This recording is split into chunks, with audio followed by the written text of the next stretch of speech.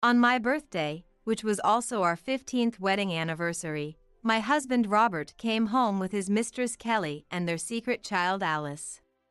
"I want to divorce you and live together with Kelly and Alice.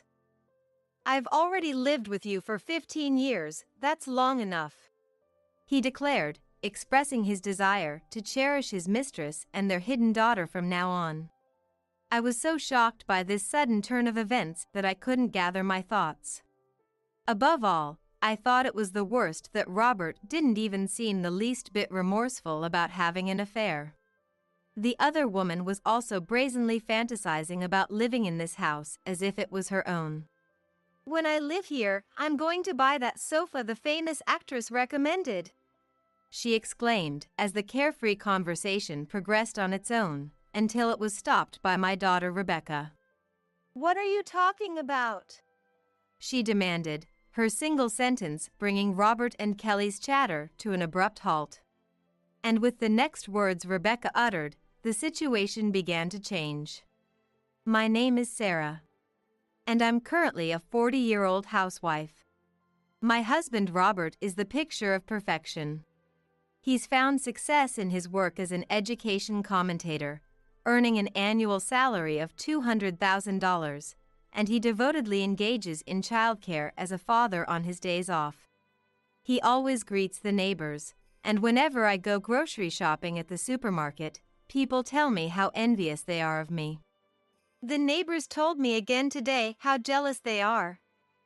Someone saw you cleaning up the signboard that blew over in the wind this morning and thanked you, saying it was a big help," I mentioned. "Wow, someone saw me? Well, contributing to the community you live in is only natural. Robert takes the initiative in contributing to the local area, and no matter where you look, you can't find a single flaw in him. I felt blessed every day to be married to such a husband." And Rebecca has also inherited her father's intelligence. She receives daily tutoring from her dad and consistently ranks at the top of her class in her high-level high school. Apparently, her dream is to become a lawyer, so she makes it a daily habit to read the news in newspapers. "If this news story went to trial, I wonder what kind of verdict would be handed down," she mused, pulling out a law book to investigate. "You're amazing, doing this day after day. If it were me, I'd find the research too much work and put it off," I admitted. "It is a lot of work, but I'm learning so much. Once I figure it out, I'll teach you too, Mom." Both Robert and Rebecca are extremely bright, so as the only average housewife, I felt a bit of impatience at times. "Living with you two sometimes makes me feel inferior, like I have no redeeming qualities. Maybe I should study something too." "Really? I actually think you're more amazing than me, Mom," Rebecca countered, and we passed the days in trivial everyday chatter like that. Then one day, Robert brought this up. "Come to think of it, Sarah's 40th birthday is coming up soon. What should we do this year? I'll go buy a cake." "Oh, then I'll make dinner that night." Robert and Rebecca were suggesting ways to celebrate my birthday. "Thank you, just the thought alone makes me happy," I expressed my gratitude, getting excited for my birthday. That's when Robert suddenly changed the subject. "Sarah's 40th birthday is one thing, but it's also the day of our 15th wedding anniversary," he pointed out. "Oh wow, 15 years is a milestone anniversary, isn't it?" That's right, we had gotten married on my birthday. Since my birthday and our anniversary overlapped every year, he had always prioritized celebrating my birthday. Even though we never celebrated our anniversary, Robert still remembered it. "You remembered?" I choked up with joy from the morning. "Well, look forward to the big day. I'm not good with surprises, but maybe I'll make an effort for you and Rebecca," he said, which made me so excited for my own birthday. Then a few days later, on my actual birthday, Robert and Rebecca were up preparing from the morning, making dinner and going out to buy a cake. Since it was my birthday, they told me I could go shopping or relax in my room, whatever I wanted to do. It was a rare day where I didn't have to do housework, so I enjoyed shopping until the evening. When Robert arrived home, Rebecca had prepared an extravagant dinner. I bought a few pre-made dishes, but I worked hard on stuff like the potato salad. Oh, I don't mind at all. I'm just happy you've been preparing this since morning. By the way, where's your dad? I had thought Robert was helping Rebecca prepare everything, but he was nowhere to be seen. Oh, right after you left this morning, Dad went out to buy a cake. There are plenty of bakeries near our house. And yet, he had been gone since morning without returning until evening, so we started to worry. When I called him, Robert said he would be back soon. There was background noise on the phone, and it sounded like he was in the car. Oh, Robert, I wonder if he went all the way to a distant shop to buy it for me? Maybe. Remember when you saw that cake on TV and said it looked delicious? He might have gone to get that one. We eagerly awaited Robert's return with the delicious cake. 30 minutes later, Robert came home carrying a cake box. Sorry I'm late. I bought Sarah's favorite cake, so put it in the fridge, okay? Now, let's eat the dinner Rebecca prepared first. Yay! I'm starving, let's dig in. Laughing at their exchange, I took the cake Robert handed me and carried it to the kitchen. Huh! Glancing at the cake box, I was surprised. The sticker on the box indicated it was from a shop just a 10-minute walk from our house. I felt a bit embarrassed, having assumed he had driven far in the morning just to buy a cake for me. The cake was likely just a side errand while he was out taking care of other things he wanted to get done on his day off. After finishing our meal and having some cake, Robert cleared his throat and said, "There's something I need to talk to you two about. Can you wait here a moment?" Sure. Rebecca and I exchanged glances, wondering what this could be about. Wait, maybe it's a surprise gift for your 15th wedding anniversary? When she said that, I thought she might be right. Rather than cake, he had probably gone out of his way to buy a present. Rebecca nudged my arm with a grin. I'm so jealous. What do you think the present will be? Knowing Dad, maybe a designer handbag or something? Rebecca and I waited for Robert with growing anticipation. Then 10 minutes later, Robert returned. As the living room door opened, the eager looks on my and Rebecca's faces changed in an instant. What? Behind Robert stood an unfamiliar woman and child. The woman looked to be in her 20s, wearing a miniskirt, and the elementary school-aged child had a flashy hairstyle. Their appearance was so different from our family that I felt a bit unnerved. Who are these people? When I asked, Robert revealed a shocking truth. Actually, this child is mine. What? Rebecca and I cried out in disbelief. We never imagined he would do something like this, so the shock was tremendous. As I stood there dumbfounded, Robert continued. Sarah and I have lived together for 15 years now. And Rebecca, you're in high school and almost an adult. You two are proper grown-ups now, right? Robert started creating a strangely sentimental atmosphere. Still unable to process the situation, my gaze darted back and forth between Robert and the woman half hidden behind him. But this child is still little and she hasn't been able to live together with us. She's had to sneak around, never going out freely. So for their sake, I want you and Rebecca to move out. Robert was telling me and Rebecca to leave this precious home we had lived in for so long. This was the house Robert and I had bought together, nervously but excitedly, as newlyweds. He tells me to hand over those memories to his lover. What's more, the reason was that he hadn't spent much time with my mistress and illegitimate child, which was extremely harsh, and the sudden turn of events made me reconsider my thoughts. Wait a minute! What Robert's saying true? Is that child really yours? I doubted it was a lie, as the child looked too different from Rebecca. Yeah, it's true. This child's name is Alice, and unlike Rebecca, she's a very energetic and bright. Right, Kelly? Yes. I've been hearing from Robert that Rebecca is a quiet and smart girl. So I was happy that Alice has a completely different personality from Rebecca. Kelly looked at me and smiled with a sneer. I felt unpleasant about the conversation between Robert and Kelly.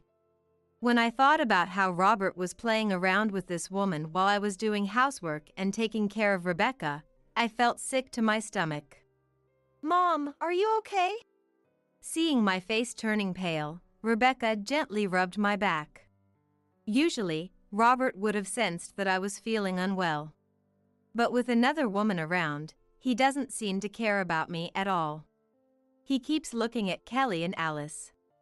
This is the house we're going to live in from now on. We'll give the sofa and TV to Sarah and Rebecca, so let's buy new ones for us. Yay, I'm so happy. I definitely want the sofa that famous celebrity was recommending. They were already moving the conversation forward on their own, even though I hadn't said I would give them the house yet. There's no way I'm giving up this house for his mistress.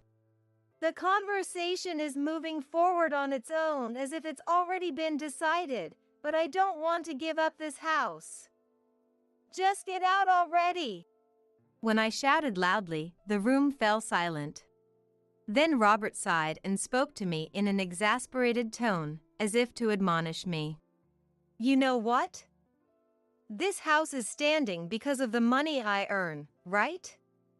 So all the authority lies with me. This house is where my family will live from today, so you outsiders need to leave, okay? The usually kind and gentle Robert spoke in a cruel and terrible way, as if revealing his true nature. Then, with a sneer, he said one last thing. We're getting divorced today. Sarah, you're 40 years old. It's been 15 years since we got married, so it's a good time. I'll properly pay child support until Rebecca becomes an adult. You can rest assured about that. Rather, he probably thinks that because he has money, if he says he'll pay, I'll agree. I felt frustrated realizing how much Robert had been looking down on me. What are you saying? Amidst all this, Rebecca said that in a calm and low voice. Huh? What's wrong? Are you sad about being separated from Daddy? Don't worry. Daddy won't forget about you even if we're apart. That's not it. Dad, you can't divorce Mom, you know? At Rebecca's words, the room was in an uproar. Huh? What's with this kid? Aren't you just jealous because we're going to be happy? Now, Kelly, calm down. Rebecca, why did you think that? Robert asked Rebecca that question with a deliberately exaggerated smile. Then, with Rebecca's further words, the situation changed drastically. Because that's how it normally is. Huh? I don't know about that, and aren't you just saying that to threaten me? Kelly started to get suspicious about what was going on. I don't know the details either, but looking at Rebecca's usual demeanor, I can tell she's not lying. Robert also knows Rebecca well, so he swallowed hard upon hearing those words. It's been decided that it's impossible for the person who cheated to demand a divorce. That's why Dad can't say he wants to divorce. As I listened to Rebecca's story, I realized she was right. That might be true. As I said that, Kelly's voice suddenly rose. Then why don't you guys say you want a divorce? Give Robert to us. Kelly confronted me like that. Can I trust Robert who cheated on me and rebuild a warm family again? But I also didn't want to give in to Kelly's demands and hand Robert over. As I was at a loss for words, confronted by Kelly, Rebecca came to my aid. So what do you want to do, Dad? Well, of course I want to live with Kelly and Alice from now on. You're almost an adult, so you'll be fine living with just Sarah, right? After hearing Robert's opinion, Rebecca calmly stated, "So even if this child causes you to lose your job, you still want to live with them? What?" Everyone present was confused by Rebecca's words. Pointing at Alice, who was hiding behind Kelly, Rebecca continued, "This kid goes to Franklin Elementary School, doesn't she? How do you know that?" "It's on the way to my high school. I heard that kid is always causing trouble in the nearby park and getting scolded by the police and teachers. Even at my school, there are rumors that the students from that elementary school are rough. Do you really want to make her your daughter, Dad? Even at the cost of your reputation as an education critic?" Rebecca declared. Upon hearing this, Robert whirled around to face Kelly and Alice, demanding, "Is what Rebecca is saying true? Alice, have you been doing those things?" Alice trembled, hiding behind Kelly. Realizing he wasn't getting anywhere, Robert turned to Kelly. "If the police and teachers are involved, the guardians must know too. Kelly, is it true?" Sweating under Robert's intense gaze, Kelly avoided eye contact. "That's just how elementary school kids are. You're making too big a deal out of it."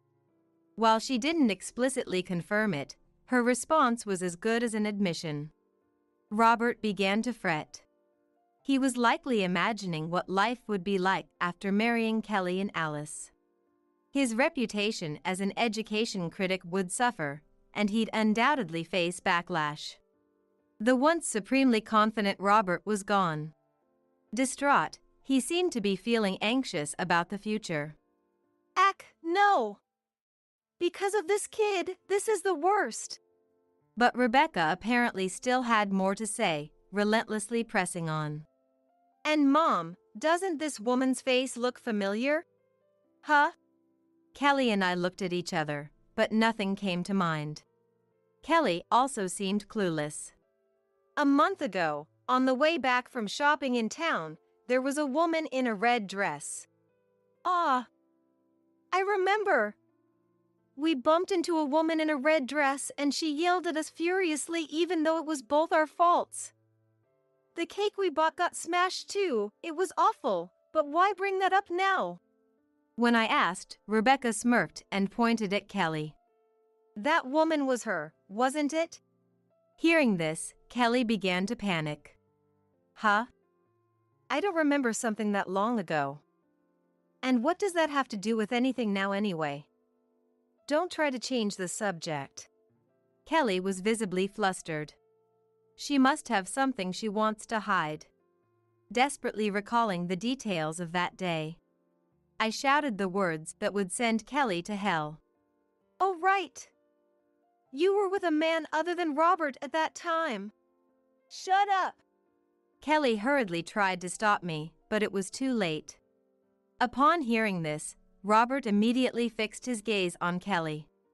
"What? You were cheating?" "No, that was just a coincidence." "And who are you to talk when you're the one cheating? This is the worst. Why is this happening to me?" Kelly flew into a panic at the sudden revelation. This only seemed to further enrage Robert. "My position is completely different from yours, Kelly. It's not like you can just go around cheating too. And with a kid.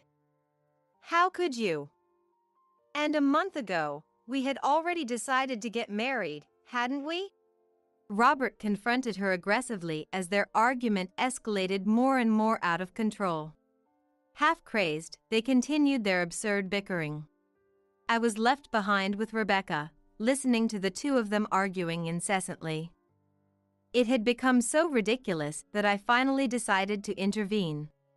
"Oh, enough already. Can we just stop this right here? Robert, you're the last person who should be telling someone not to cheat." I put an end to their foolish and disgraceful bickering. You say that we have this life because of you. How dare you use those words? At the very least, the reason you've been able to focus on your work is that I've been maintaining our lifestyle. It's not thanks to just one person, it's thanks to our family. And you call yourself an education critic? What a joke! I scoffed, throwing sarcastic jabs at Robert. And Kelly, I'm sorry, but did I stir up some unnecessary memories for you?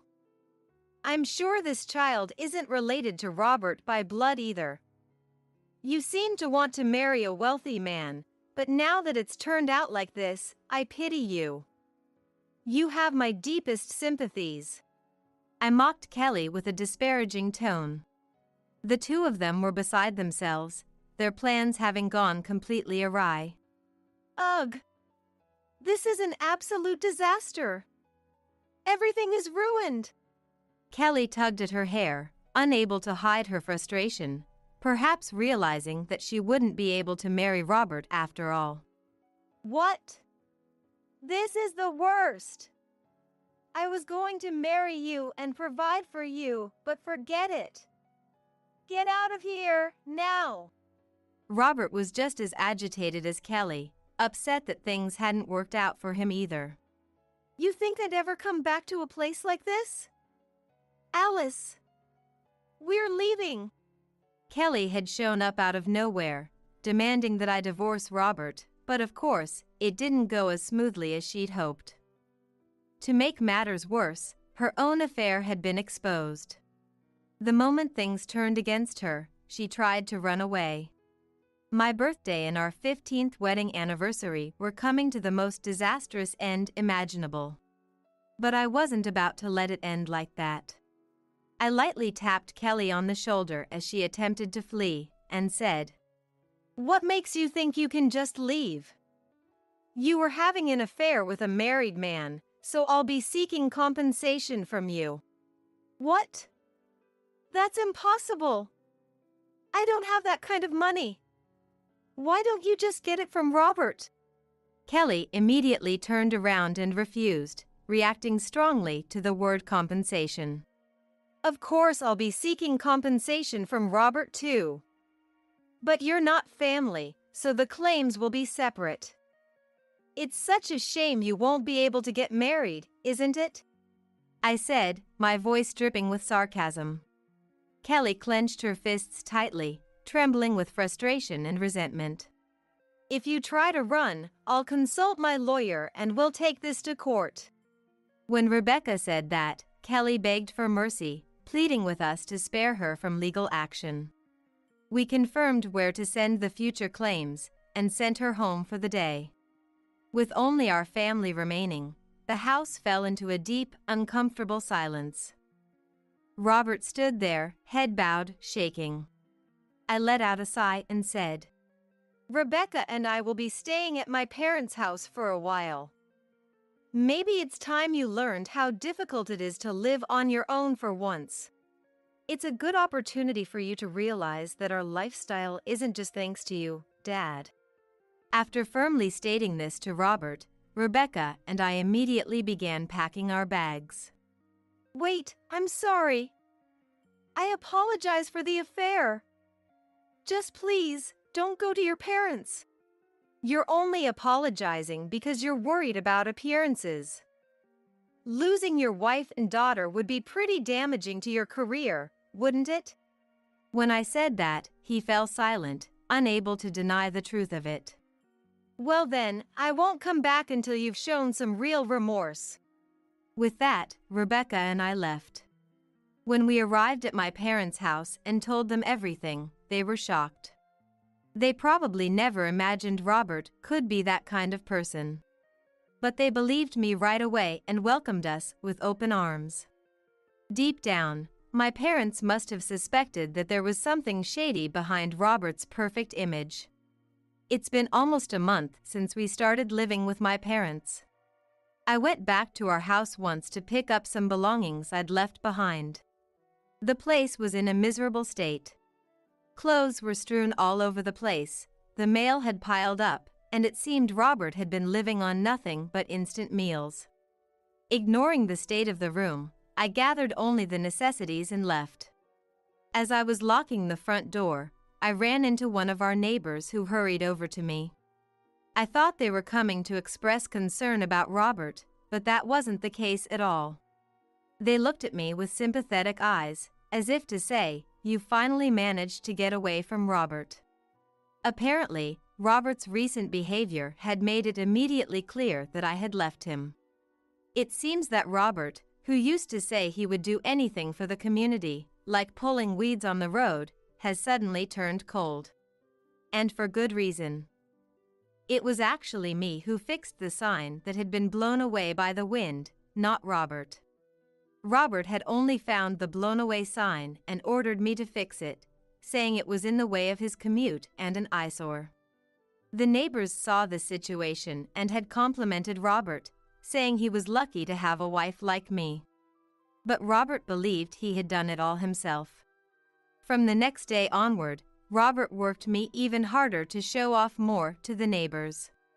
They had been worried about me for a long time, but when they noticed that Robert had stopped trying to impress them recently, they realized I must have left. "You were worried about me. Thank you so much. How has Robert been lately?"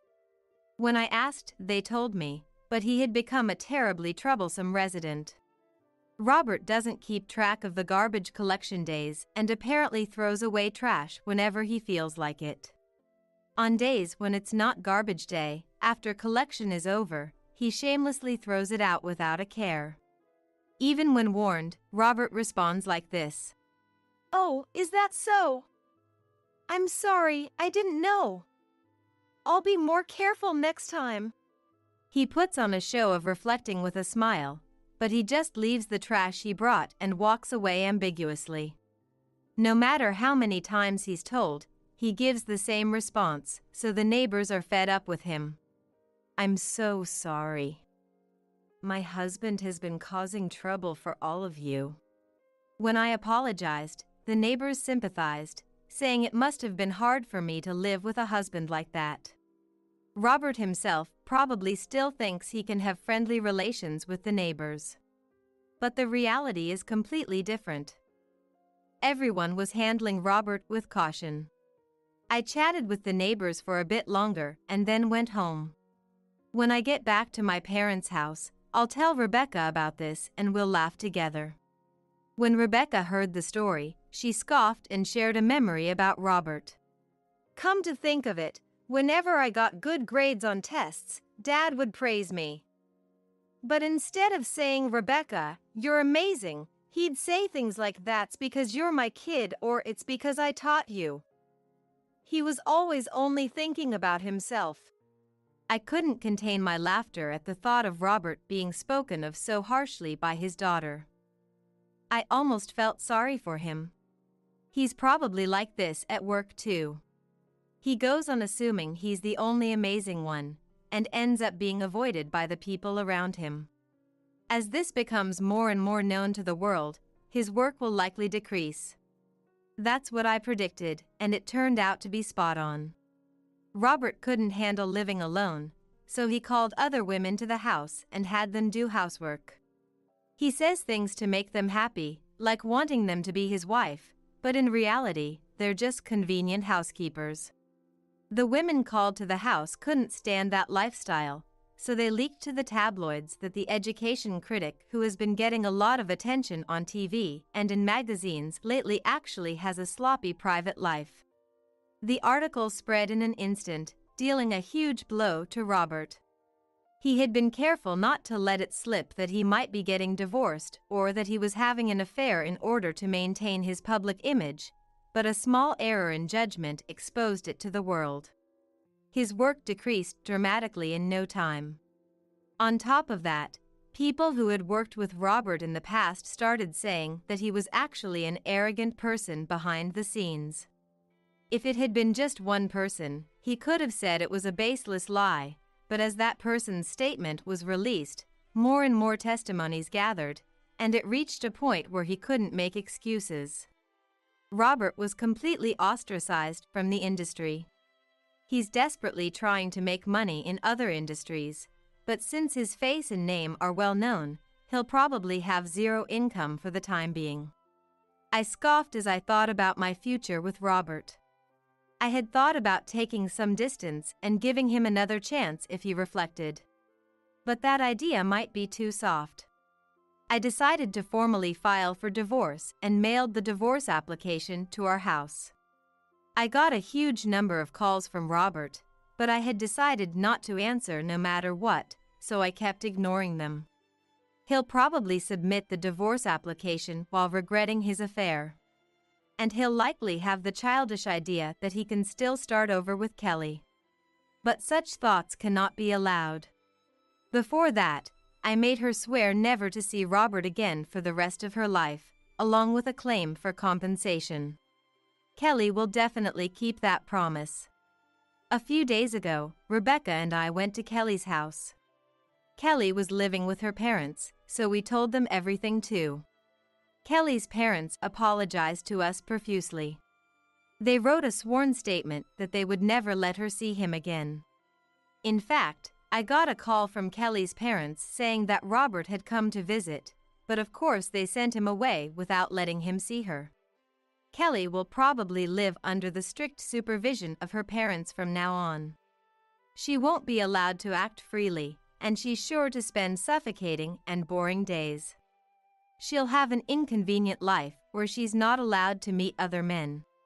She'll likely regret having an affair with a married man for the rest of her life. I'll make Kelly and Robert go through hell and reflect properly. And I worked hard to give Rebecca even more enjoyable days than the life she's had so far. When I told her I had vowed to do that, it seemed Rebecca had been thinking the same thing. When I become a lawyer in the future, I should be able to earn more than Dad, so let's definitely get back at him and live in a nice house. I laughed at Rebecca's strong, spirited words. I'm counting on you. I thought my life would become more joyful, and I looked forward to the future. Break your promise and you're dead meat. Don't even think about running away from here. The dirty old man grabbed Rebecca's arm, trying to drag her out of the car. I desperately pulled Rebecca's hand, resisting with all my might. I had to shut the car door, fast. We needed to escape this town, now. In no time, I heard Melissa and Raymond's voices too. Rebecca, wait!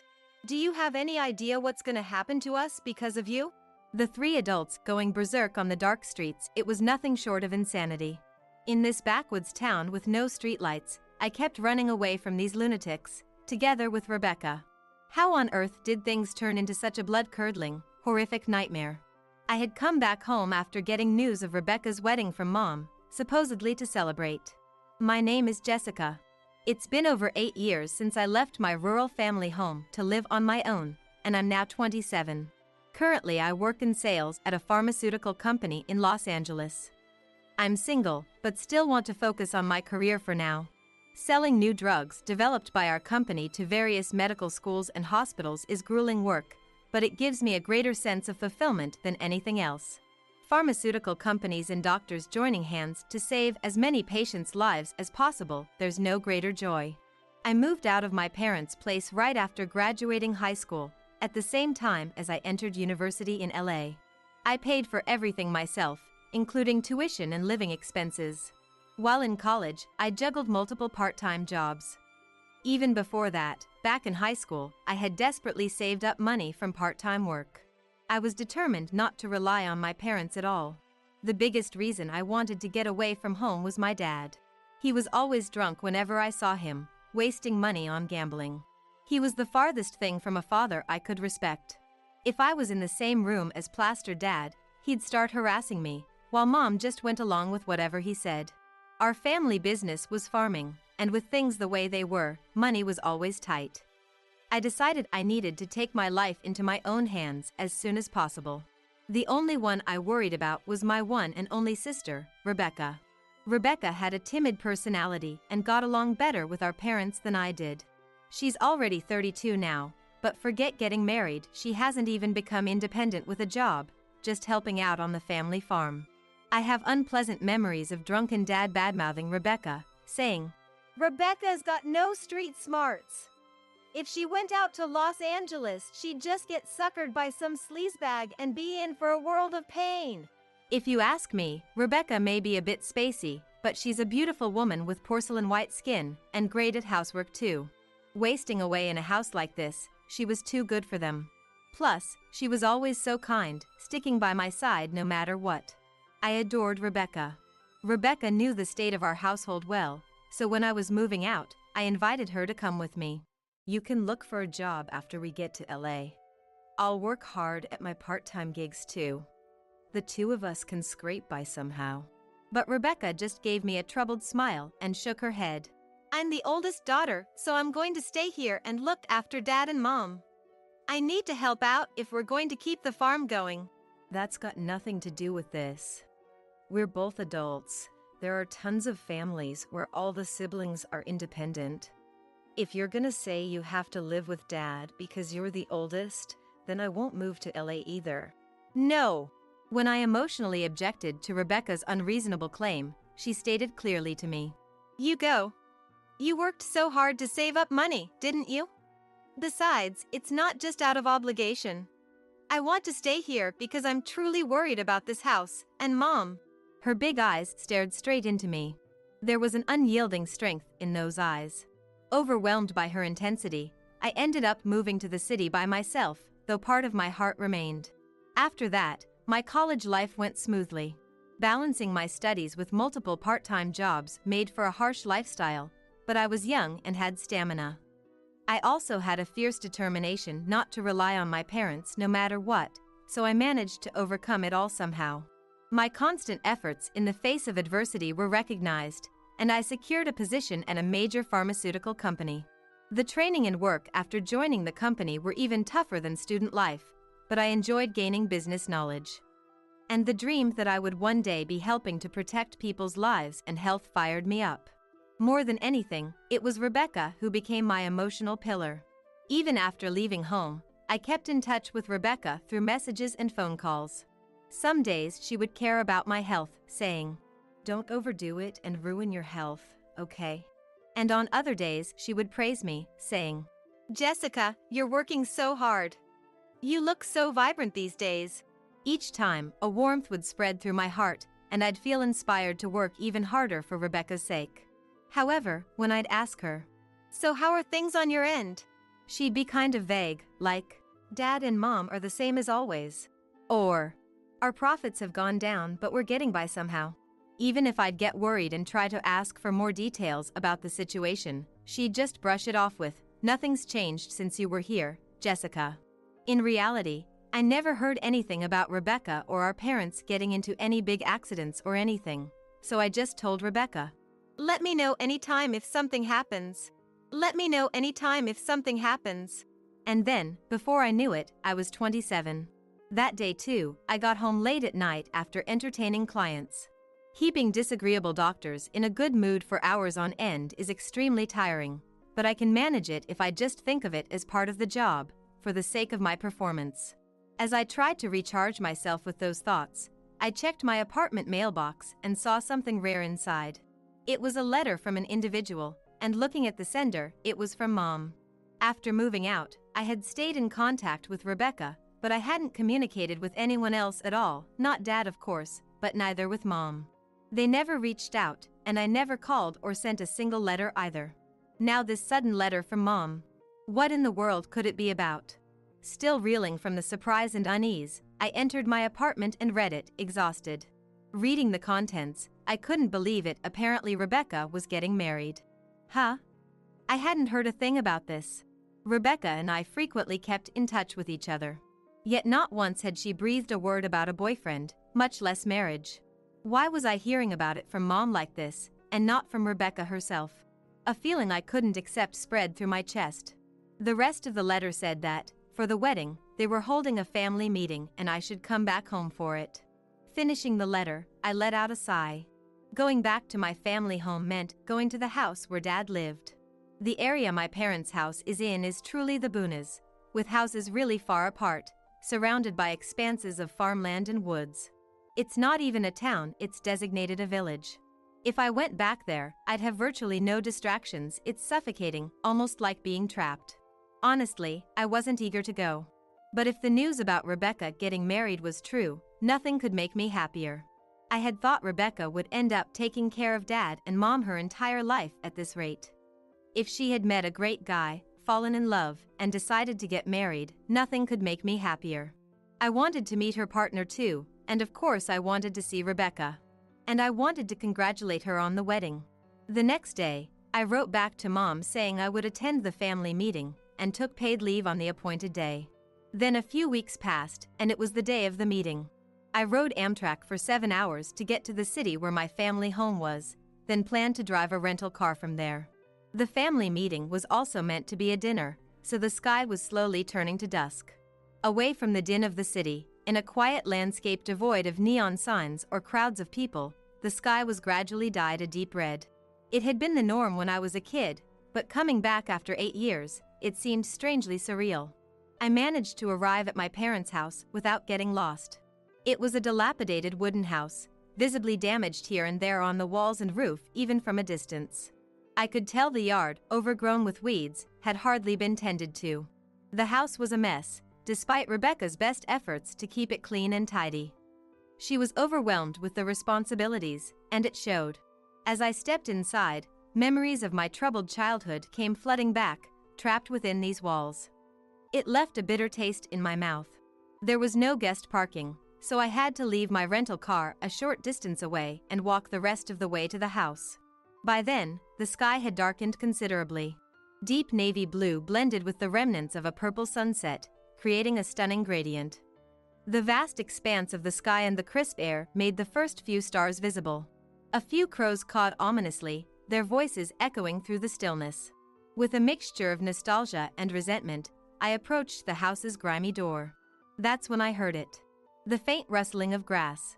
Startled, I spun around to find Rebecca standing there, her face tense and uncharacteristic of someone about to attend a family meeting. Despite the years apart, Rebecca was still breathtakingly beautiful. My beloved sister, right there in front of me. It was my favorite Rebecca. But this was no joyful reunion. Rebecca! Shoo! She raised her eyebrows and held a finger to her lips as I started to speak. Confused, I stood there dumbfounded as Rebecca lowered her voice. Why did you come back? What? Wasn't it obvious? I was there to celebrate her wedding. Yet instead of welcoming me, she seemed angry, even upset, at my return. I thought there was a family meeting. Never mind that, we're leaving. Cutting me off, Rebecca grabbed my arm firmly. She dragged me along as she ran, giving me no choice but to follow. None of this made sense.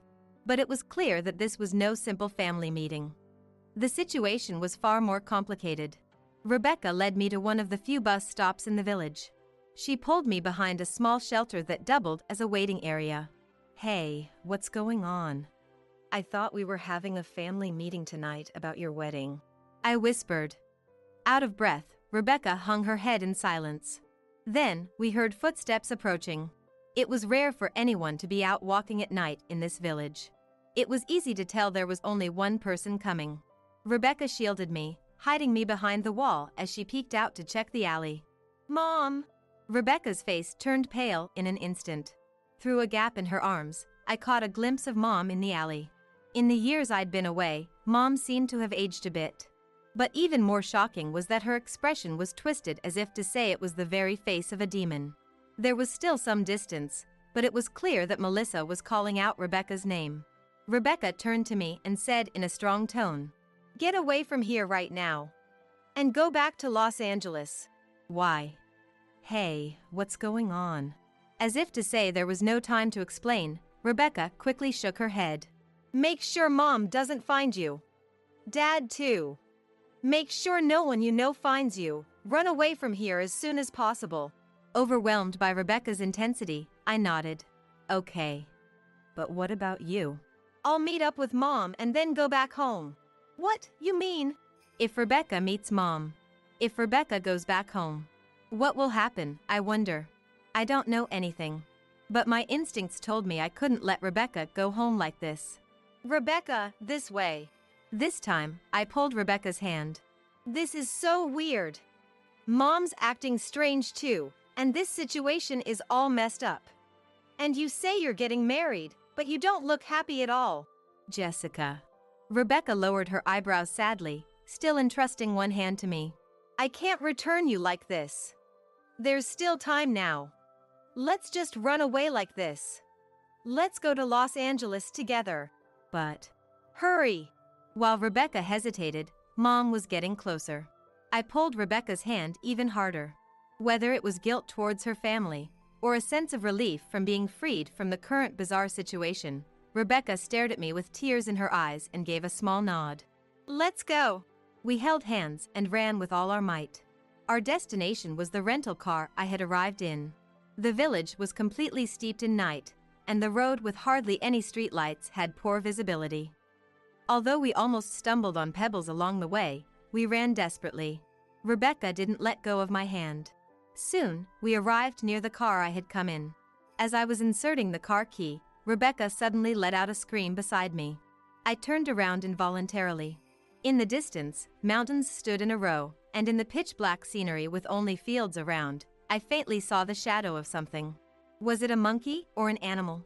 Or was it something else, something living that we shouldn't see? Wrinkled skin, hair growing chaotically from the head.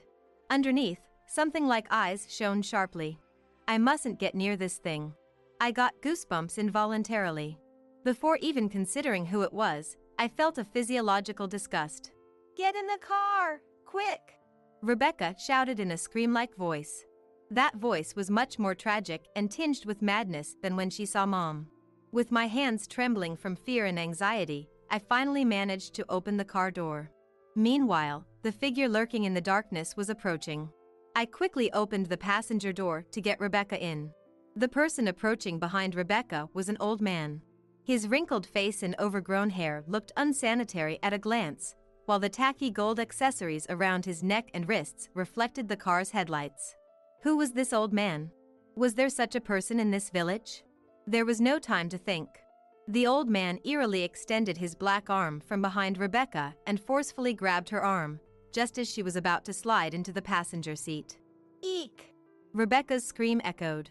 The old man was trying to forcibly drag Rebecca out of the car. Where are you running to? The old man groaned in a low, hoarse, beastly voice. Rebecca seemed about to slide off the car seat. I immediately jumped out from the driver's seat to the door on the opposite side. Let go! Let her go! I grabbed the old man's hand that was holding Rebecca from above. With all my strength, I dug my nails in and pried the old man's palm and fingers off Rebecca's arm. Physical strength is vital in sales. And from routinely carrying large amounts of documents, I have a fair amount of strength. While doing so, I stuck out one leg and kicked the old man's foot. The old man stubbornly twisted his body, trying to pull Rebecca closer. Trying to run away, you ungrateful child. Don't think you can escape from here. The old man shouted such things as he grappled with us.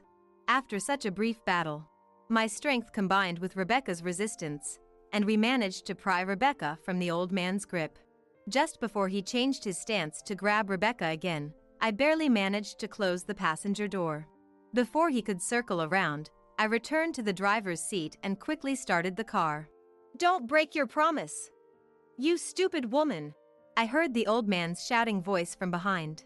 And from somewhere, catching up, I even heard Mom's voice and then Dad's. Rebecca, wait! Do you have any idea what will happen to us because of you?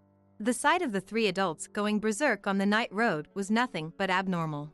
And from the situation, it was clear that the old man and our parents were in cahoots. Rebecca kept her head down. Just go. And muttered in a voice that seemed to fade away. That was my intention from the start, so I nodded and pressed hard on the accelerator. As we started to drive, we both let out a big sigh of relief and fatigue. Like a suspenseful drama, I was dumbfounded for a while as I drove. Even with Dad, I half gave up on having a perfectly amicable meal, but I never dreamed it would turn out this crazy. After driving for a while, we arrived at a place where commercial facilities were starting to come into view. Still much less bustling than the city, the lights of convenience stores and commercial facilities on either side considerably reassured me. my marriage was forcibly decided. Rebecca, who had been quietly crying in the passenger seat until then, suddenly spoke. As I suspected, it wasn't her own will after all. Otherwise, she wouldn't have looked so distraught before her wedding. What on earth happened? I prompted Rebecca to continue. The man who tried to grab me in front of the car, he's one of our family's creditors, she revealed. We're in debt? My eyes widened in shock as I turned to face Rebecca. I quickly reminded myself not to neglect safe driving.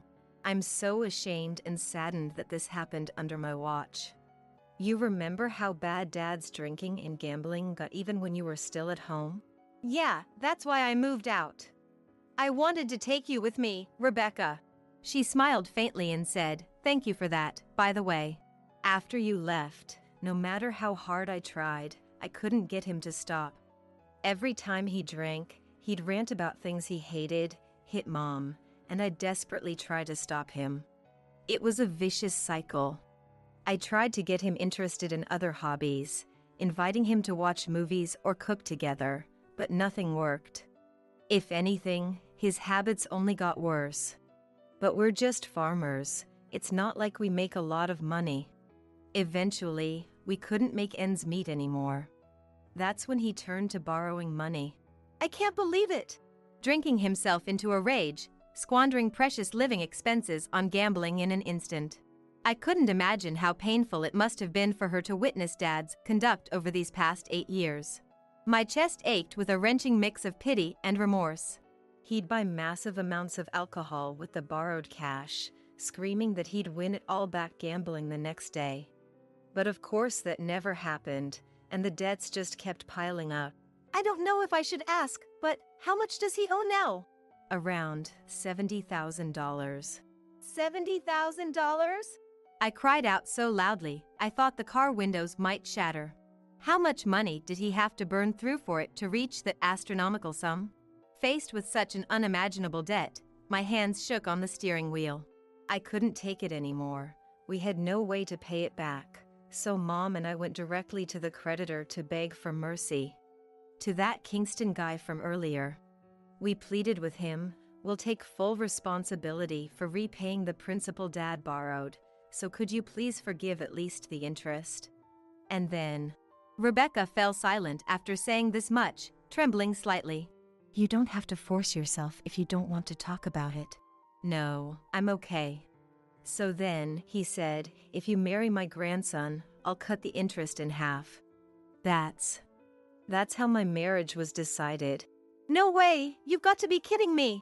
Dad was more than happy to accept those terms, even though it didn't mean he'd have any more money to spend himself. And to think he'd offer up me, his own daughter, so easily to an unwanted marriage. It really hurt to realize I was just property to him. Rebecca went on to say that Mom just went along with whatever Dad said, so she didn't oppose it either. There's more. I really don't want to say this, but Kingston the creditor then said, "You've got a sister in Los Angeles too, right? Hand her over as well, and I'll waive the interest completely." As Rebecca finished recounting her story, she sobbed, tears rolling down her face. A chill ran down my spine. It seems he had intended to lure both Rebecca and myself into his household from the start, deliberately inflating the debt to gain leverage in negotiations. Trading your daughters for money, like some horrific custom from decades past, I couldn't believe this was happening to my own family. Overwhelmed by the terror of it all, I had to pull over onto the road shoulder. Now that my hands were free, I embraced Rebecca's shoulders in the passenger seat. Rebecca! I'm so sorry you had to go through that. No, I'm the one who should apologize for letting things get this bad, for not being able to stop Dad, for getting you dragged into this too.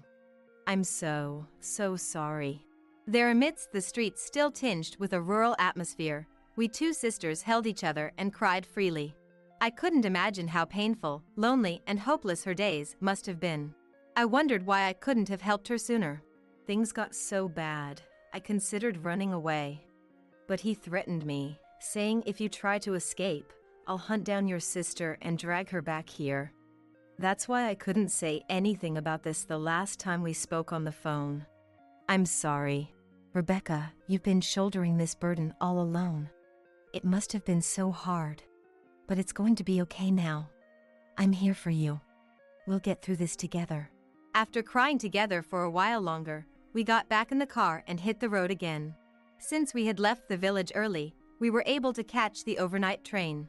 With Rebecca by my side, I returned to the now familiar sights of Los Angeles. Glancing at Rebecca walking beside me and the lingering goosebumps on my skin, I was reminded that the series of events in that village were not just a dream. By the time we arrived at my apartment, we were both exhausted.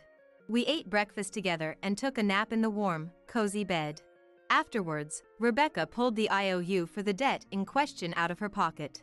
Actually, I've been carrying this on me at all times. That's my sister for you, good thinking. With this, we have options. Especially here in Los Angeles. I took one more day off work and immediately looked up reputable law firms. That same day, Rebecca and I visited one, IOU in hand.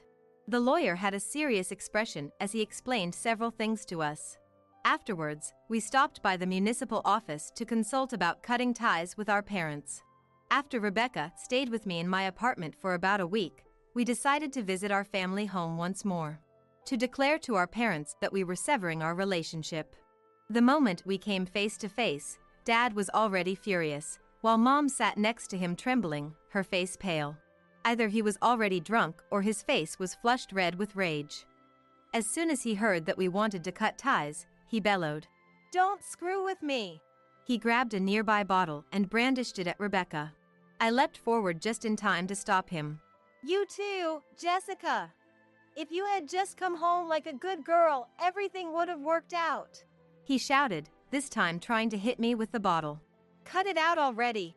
Shielding Rebecca, I desperately dodged Dad's relentless attacks. Our defensive battle against Dad's rampage continued.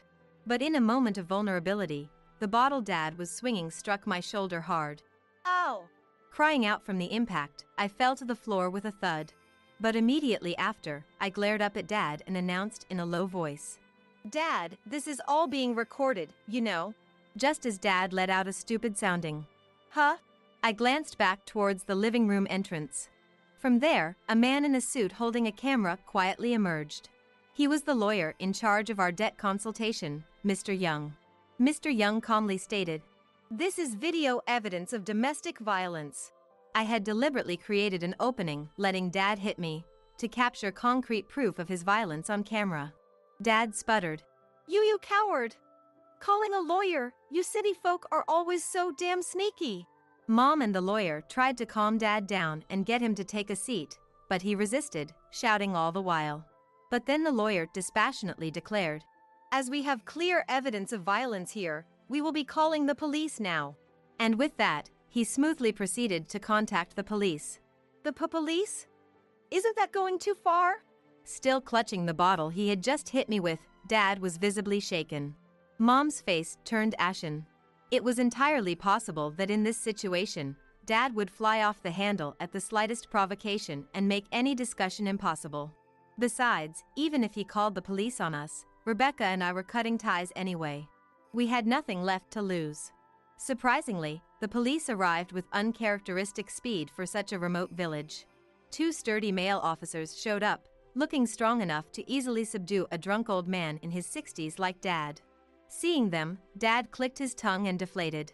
"What, you're here to arrest me or something? That has not been decided yet. We will be discussing those matters and more with you now." Flanked by the 2 policemen, the lawyer declared this clearly. Dad's demeanor took a complete 180 as he meekly sat down, looking uncharacteristically compliant. Young opened the IOU and explained that neither Rebecca nor I were listed as guarantors, so we had no obligation to repay our parents' debt. Furthermore, you 2 confiscated all of Rebecca's money and used it to pay back the debt.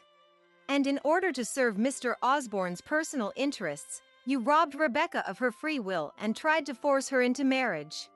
Rebecca can sue you for attempting to file a marriage certificate without her consent. Sue? Who's gonna listen to some outsider from the city? Dad tried to lash out again, but the police officers glared at him. He promptly fell silent once more. In addition, we have the footage of the domestic violence incident from earlier. Moreover, Rebecca has several unnatural bruises on her body. The lawyer spoke matter-of-factly, but I could hardly bear to hear this. After speaking with her directly, it seems highly likely these bruises are the result of violence inflicted by Mr. Osborne.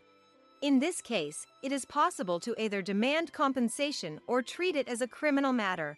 I hung my head, on the verge of tears. When I deliberately let myself get hit earlier, it hurt quite a bit. Rebecca had endured that pain over and over again. At the hands of Dad, who lost all self-control when he was drunk. How painful and difficult it must have been for her. I will never forgive Dad for everything he's done, nor Mom for failing to stop any of it. What bruises? You got any proof? Dad shouted. Mom started. Please, have mercy on us. Groveling in a deep apology. We're already in ruins just from the debt alone. It's not like I wanted to hand my daughter over to that man either. But we had no choice. And now you want to cut ties too? Compensation? That's impossible. Please, don't do this. It's too late for that now, Mom. You never even tried to protect Rebecca until things got this bad.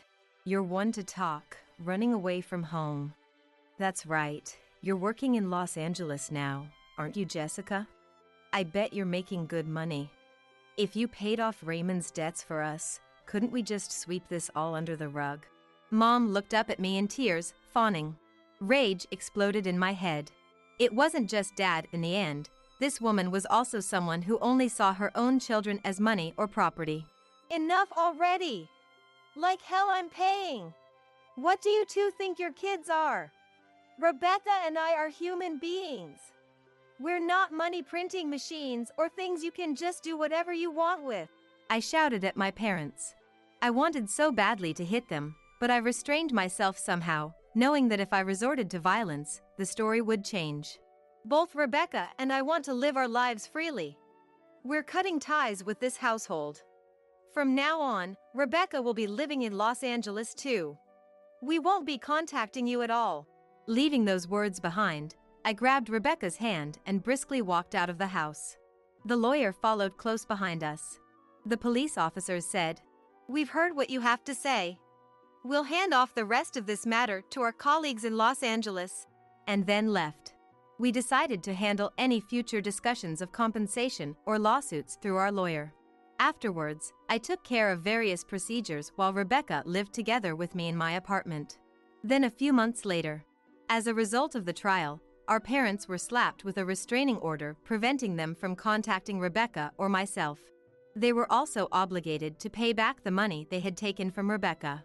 And we were able to demand compensation from Kingston, the creditor who had tried to force Rebecca to marry his grandson.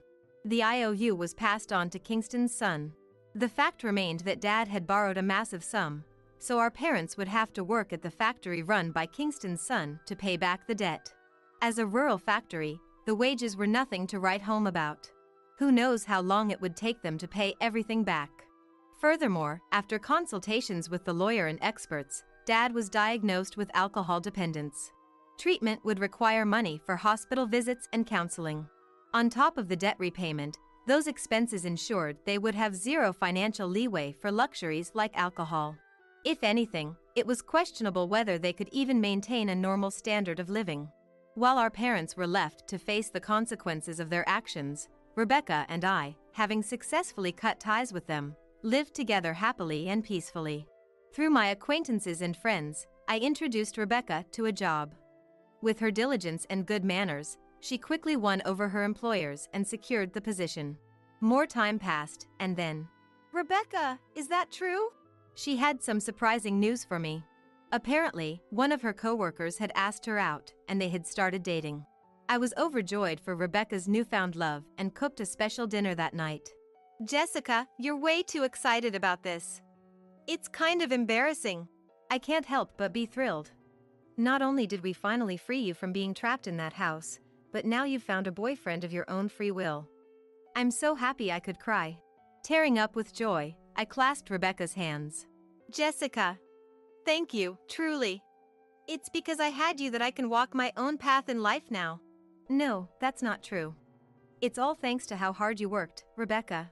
Jessica and I had both found partners in our line of work, and we were making plans for a double date in the near future. The Rebecca I saw now was a far cry from the grief-stricken, desperate woman from that nightmarish evening. She exuded vitality and healthfulness, radiating an aura of happiness as both a person and a woman. We were determined to continue doing the work we loved, using the money we earned to enrich our own lives. We would date partners of our own choosing, with hopes of eventually getting married. As we each sought fulfillment in our individual lives, I knew our friendship would endure, the bond between us unbreakable. Emily, is Grandpa behaving himself? Oh, yes, well, kind of. Injuring his leg, old people can be such a nuisance. I wish they'd think about those of us who have to take care of them. Patricia, that's not a nice way to say it. It's fine, he's already declining quite a bit. I can't handle the fuss of old people. But you're used to it, so you'll be fine. The other day, my husband's grandfather, Michael, fell in the garden and injured his leg. It's not a serious injury, but he's already 82 years old. Because of his age, we're having him rest in bed just to be safe, so it doesn't get worse. My mother-in-law won't even go near him, let alone take care of him. I'm Emily, 30 years old. I married 3 years ago and live with my husband Daniel's family. My husband was my boss at the company where I worked, a company founded by his grandfather. When I joined 8 years ago, my father-in-law was already the president, and my grandfather-in-law was the chairman. But back then, the grandfather was still handling all the important tasks and responsibilities of the company. 2 years ago, when Grandpa turned 80, he remained chairman but handed over most of the public duties to my father-in-law. Michael, you've worked hard all this time. Now leave the company matters to Christopher and take it easy. My mother-in-law said with a smile, but her words sounded sarcastic to me. Grandfather-in-law is a bit stubborn but a fair and kind person with a good reputation. In contrast, my father-in-law seems somewhat immature, never expressing his opinions clearly, and utterly unreliable compared to Grandpa. And he always does whatever my mother-in-law says. My grandmother-in-law has already passed away, and I never met her. My husband and I started dating when we worked together on the same product planning team 3 years after I joined the company. My husband, who was energetically leading the team, seemed reliable to me, though a bit self-righteous. Maybe I felt that way because I lost my father early and grew up with just my mother. My mother also passed away from illness 2 years ago, and now I have no family other than my in-laws. Shortly after I got married, my mother fell ill and needed care. So I quit my job to take care of her. The fact that my husband's family didn't object was probably due to a single comment from Grandpa. It's only natural to take care of the mother who raised you alone. Don't worry and take good care of her. Thanks to that, I was able to be by my mother's side every day for a year without financial worries until she passed away. My mother-in-law seemed a bit dissatisfied, but I was truly grateful. However, since Grandpa handed over the company to my father-in-law, everyone's attitude towards him has gradually changed. They no longer listen to his opinions as much. And I can't shake the feeling that they're treating him carelessly. At first, I thought it was just my imagination, but watching my mother-in-law and husband's behavior, I can't help but feel that way. My father-in-law's attitude is non-committal. But it feels like he's ignoring Grandpa, as if he's no longer needed since he's practically retired. Watching my in-laws' behavior, I feel somewhat angry. Hey, don't you think your attitude, Patricia, and yours too, is a bit cold towards Grandpa? So, what's the big deal? Grandpa tries to talk to you, and you barely respond. You don't even try to help him. Like I have time to deal with old people. You can take care of Grandpa. You're the one with free time. You don't have to talk like that. Quiet. I'm tired from work. Don't nag me about unnecessary things. This is how it goes. No matter what I say, they won't listen to me. My grandfather-in-law doesn't say anything to his family about this. Now, I'm the only one who talks to my grandfather-in-law at home. Grandpa, the weather is nice today. Shall we go for a little walk outside? Your leg seems to be healing well, and I think it will be good rehabilitation. Thank you. Let's go out for a bit then. When the two of us went to the park, there were several families with children playing around. My grandfather-in-law looked at the scene with joy. Christopher and Daniel had times like that too. Grandpa? I was busy with work and couldn't take care of the children much. Maybe that's why I couldn't raise Christopher and Daniel properly. My grandfather-in-law said with a slightly sad face, almost like he was talking to himself. Christopher is my father-in-law, and Daniel is my husband. I think about how everyone can be kinder to my grandfather-in-law, but I can't come up with a good idea. But then, my in-laws suggested building a house for my grandfather-in-law. This house is over 50 years old, right? The layout is bad, it's hard to use, and instead of spending money on repairs, it would be better to build a new house in a more convenient location. A new house? Michael is getting older, and it's good that he only got injured last time, but we never know what will happen. So, let's make the house barrier free so we won't have trouble if care is needed. I see. We can even put Michael's room in the middle so everyone can take care of him easily. Yeah, that's not a bad idea. Right. So, it's settled then? And Michael, about the cost. If it's a house for all of us, I'll take care of it. Talk to Mr. Jones about the money. Typical Michael. Thank you. We appreciate it. My mother-in-law smiled happily. It seems to me that they only flatter him when they want money. But if everyone takes care of my grandfather-in-law after moving to the new house, I thought there could be nothing better. Mr. Jones is the company's in-house counsel and also manages my grandfather-in-law's personal assets. My grandfather-in-law liked his character and made him in-house counsel, and it's been nearly 30 years. He's 58 now and the person my grandfather-in-law trusts the most. I've met him several times, and he seems to be a very honest person. He always cares about my grandfather-in-law's health, and sometimes I think he's more like a son than his real sons. Having such people around my grandfather-in-law makes me feel a little relieved.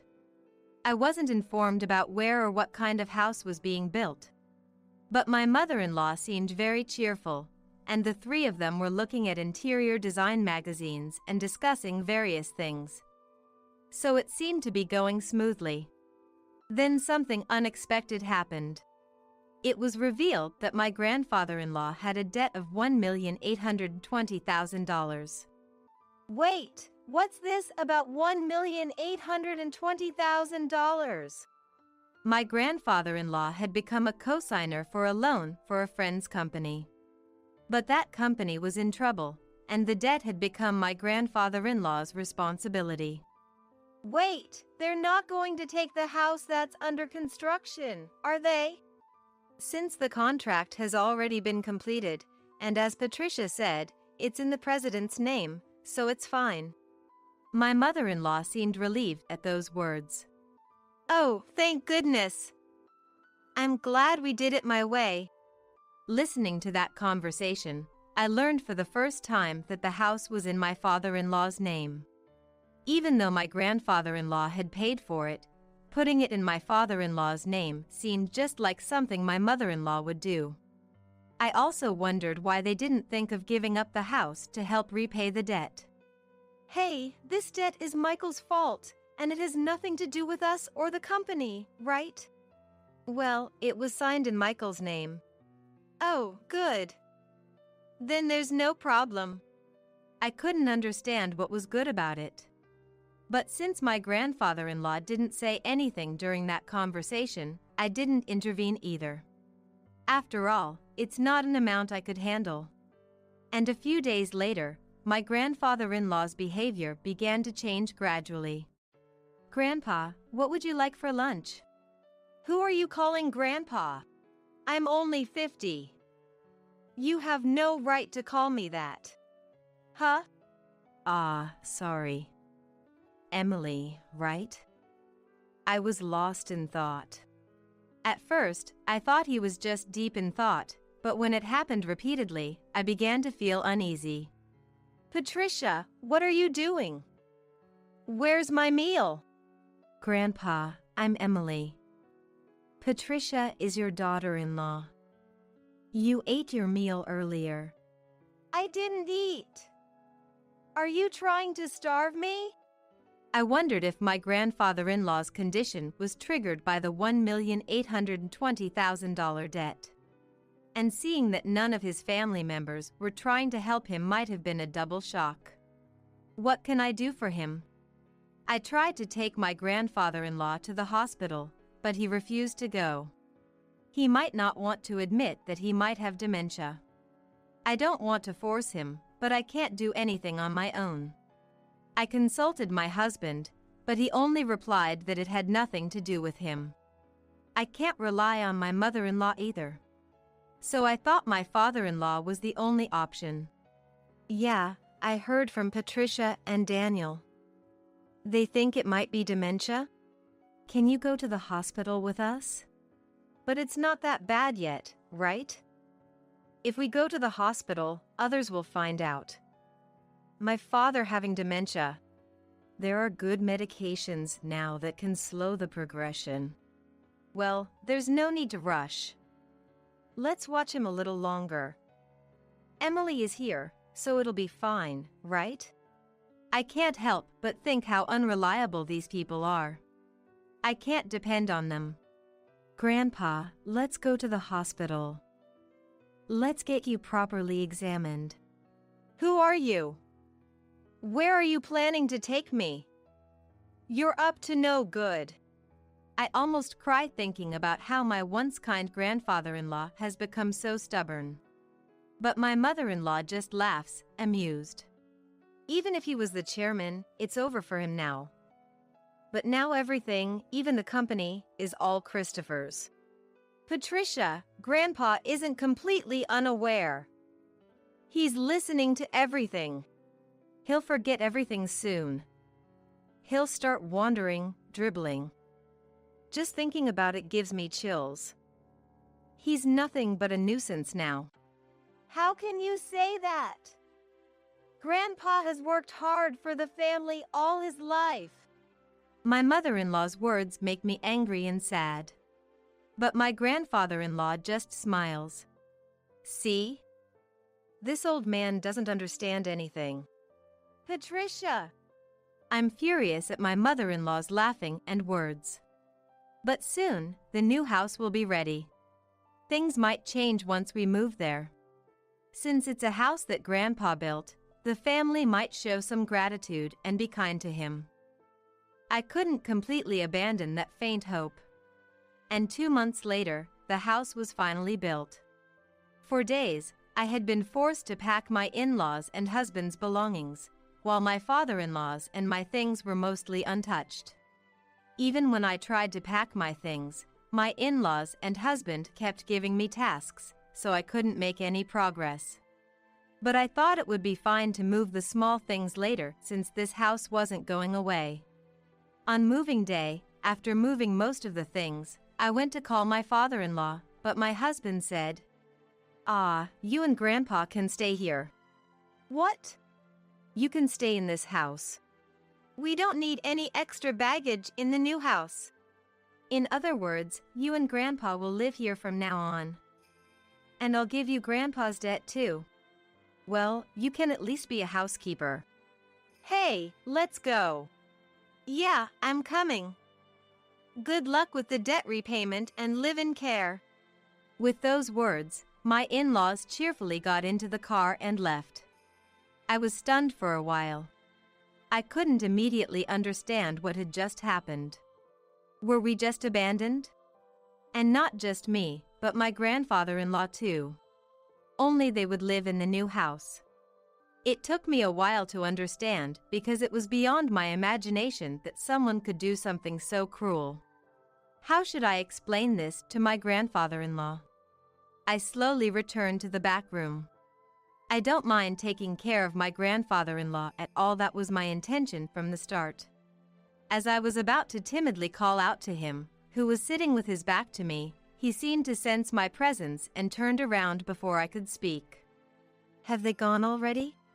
My grandfather-in-law's expression as he said that looked completely different from the dazed look he had just moments ago. To be frank, he seemed like a different person. I thought maybe a different symptom had emerged. But the next moment, my grandfather-in-law smiled. And then, his following words surprised me. As I was talking to my grandfather-in-law, Mr. Jones came. "Chairman, have you finished getting rid of the unnecessary staff?" "Yes, it's all done." "Let's go, shall we?" Where are we going?" "Of course, to the new house." I left the house where I had been living, led by my grandfather-in-law, without understanding what was happening. The next month, countless calls came from my mother-in-law and husband.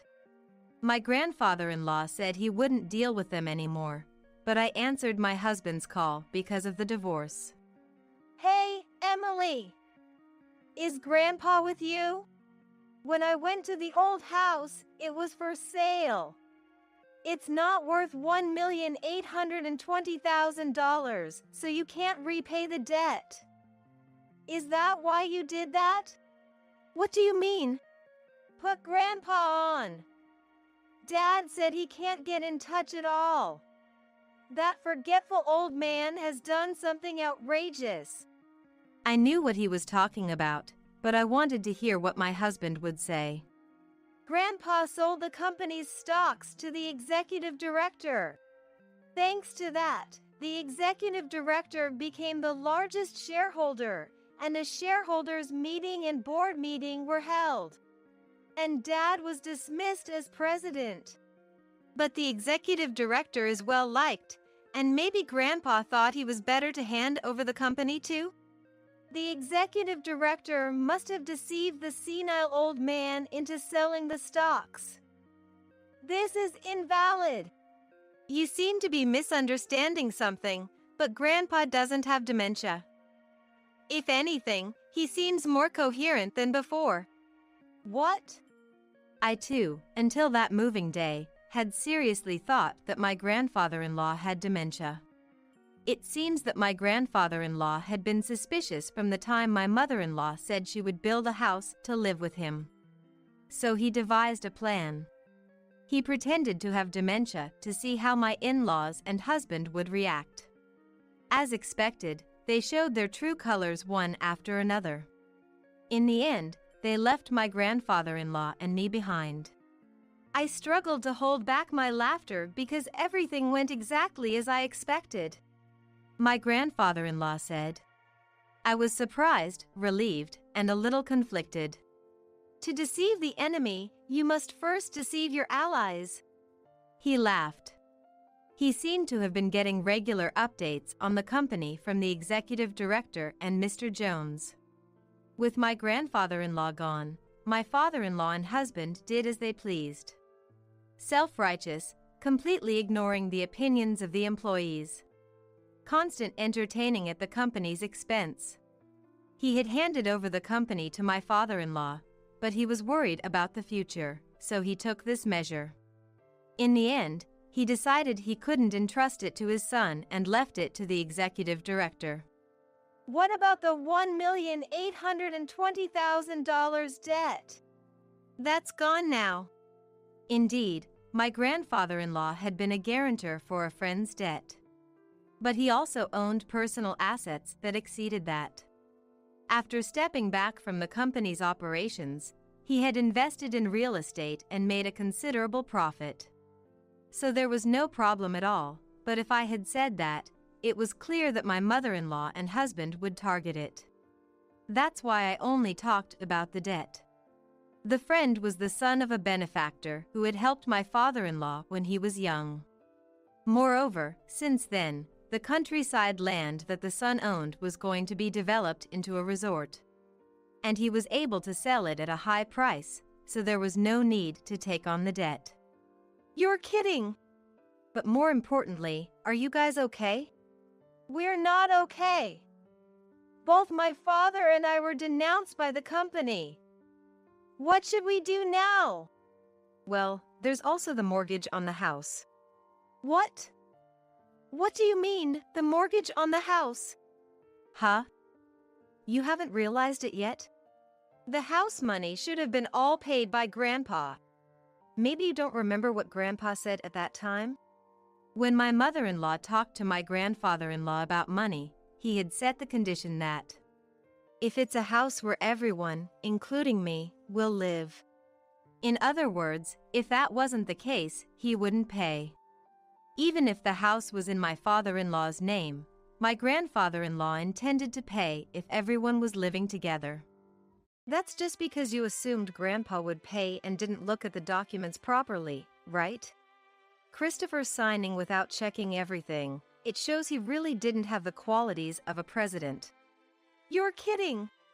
Afterward, my parents-in-law ended up losing the house they had built because they couldn't pay the mortgage. Now they live in an old apartment over 50 years old and are struggling to pay off the unpaid loan. My mother-in-law and husband have been contacting me alternately, saying we should all live together, but that's impossible now. My grandfather-in-law has retired from his chairman position, and now he has bought an old house in the countryside, and we are living together. Emily, you can go and live wherever you like, freely. You don't have to worry about living expenses. My grandfather-in-law told me, but I chose to be with him. If I'm not in the way, please let me be with you. When I said that, my grandfather-in-law's eyes welled up with tears. Thanks to Mr. Jones, the divorce was finalized, and procedures were taken to exclude my former father-in-law and former husband from inheritance. And I became my grandfather-in-law's adopted daughter. If anything happens to my grandfather-in-law, who has become my father, I intend to take care of him until the end. Now, the two of us enjoy working in the fields together. Dad, look at this radish. It's big. In the pouring sunlight, warm moments flow. I wish for these days to continue even one day longer. Don't leave the TV on, and either turn off the lights in the living room or your room. Got it. I'll make sure to save electricity. I left the house to go shopping far away. Whether leaving or staying at home, we as a family are committed to saving energy, like remembering to turn off lights and setting the air conditioner to the right temperature. Today, like always, we reminded each other in the family, and I went out. However, a few hours later when I returned, our dear home had completely changed. Since you love saving so much, I'll save electricity for you. The sound that echoed maliciously was Amelia's laughter. Amelia, who sneaked in secretly, had turned off our home's breaker, causing a major problem. The reason she did this? My name is Emma. At 29, I married Liam, my same-aged partner, and moved into my in-laws' house. My mother-in-law had already passed away, and my father-in-law, James, who has a respiratory illness, was living alone. Persuaded by my concerned husband, I started living there while continuing my job. In the in-laws' house, there was also the unmarried Amelia, but we never really got along. James is calm and kind, much like my husband. In contrast, his sister Amelia is temperamental and volatile. Being straightforward, I often clashed with her, and being a few years older, I was somehow managing to keep her in check. Excluding her, it was a peaceful life. But within half a year, James's illness worsened. He needed an oxygen machine even to stay at home. Both Amelia and I were working, so there was no one to help James during the day. We should have arranged for him to live in a care facility, but James refused to leave the house filled with memories of his wife. Consulting with my husband, we concluded it would be cruel to force James to move. So, we hired a caregiver, but that led to more problems. Already not getting along with me, Amelia disliked strangers entering her home and started harassing the caregiver. Invisibly to us, she was abusive and sarcastic, obstructing the work, and repeatedly complained to the agency, saying they couldn't be trusted with her father.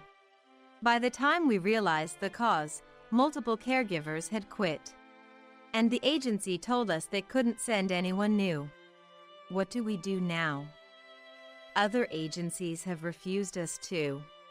We must be blacklisted, damn it, all because of Amelia.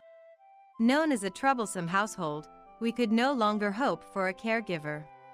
We had to think of a solution with a sigh. Amelia, always self-centered, had isolated herself from the family. My husband, as her brother, tried to correct her, but it only led to fierce arguments, and he eventually told her to move out and live independently. But Amelia, angered by such reprimands, started complaining to me, as I was less intimidating than her brother. You're a daughter-in-law now, so you should take care of him, Emma. Liam can't quit his job, being a man, but you're different. Overheard by my husband, this sparked another argument. This situation didn't allow James to rest and recover peacefully. I didn't want to give in to Amelia's demands, but I couldn't just stand by either. Feeling indebted to James, who had tried to make me feel at home despite his illness, I decided, I'll quit my job and take care of James. I'll start learning about caregiving bit by bit. After all, James is family to me too. When I finally decided to resign for caregiving, James and my husband thanked me with tears. It was a real challenge learning about caregiving from scratch, but James always kindly encouraged me, despite my struggles. The only thing that didn't change was Amelia. She neither moved out nor helped with the housework or caregiving. On her days off, she would disappear, presumably to hang out. Even though I had more time, I was busy with James and studying for caregiving. My husband and I shared household chores, but whenever something was missed, Amelia was quick to complain. Oh, Emma decided to take on both caregiving and housework, right? You like doing everything yourself, don't you? If I even slightly talked back, she would retaliate unpleasantly. She kept harassing me like this, but was always found out and scolded by my husband and others. Every time, she would play the victim, saying, James is too kind to say anything, so I'm doing it for him. Naturally, things didn't improve, and her constant interference slowed down my household tasks, quickly piling up stress. I'm truly grateful to the caregivers who managed to smile and care for James despite her meddling. Not just me, but James and the others were fed up with Amelia's persistent attitude. However, one day, while my husband and I were secretly discussing how to encourage her independence, she announced, I got engaged and I'm moving out. Goodbye, Dad. I'll come back to visit sometimes. With that, Amelia left the house obediently. We were surprised, but with her stormy presence gone, the house's atmosphere stabilized. James was aging and his condition was a concern, so there were talks of moving him to a care facility, but as I got accustomed to caregiving, we decided to continue with home care. Amelia, now living at her fiancé's place, often returned home. I bet there'll be leftovers from dinner tonight. Put them in a Tupperware, I'll take them with me. Apparently, she was relying on our leftovers to avoid cooking for her fiancé. Her selfishness remained, treating me like a housemaid as before. Amelia, don't order Emma around without helping yourself. Yeah, sorry Emma. That's enough, right? Hurry up with the dinner. Even when scolded by James, she would dismiss it with an indifferent attitude.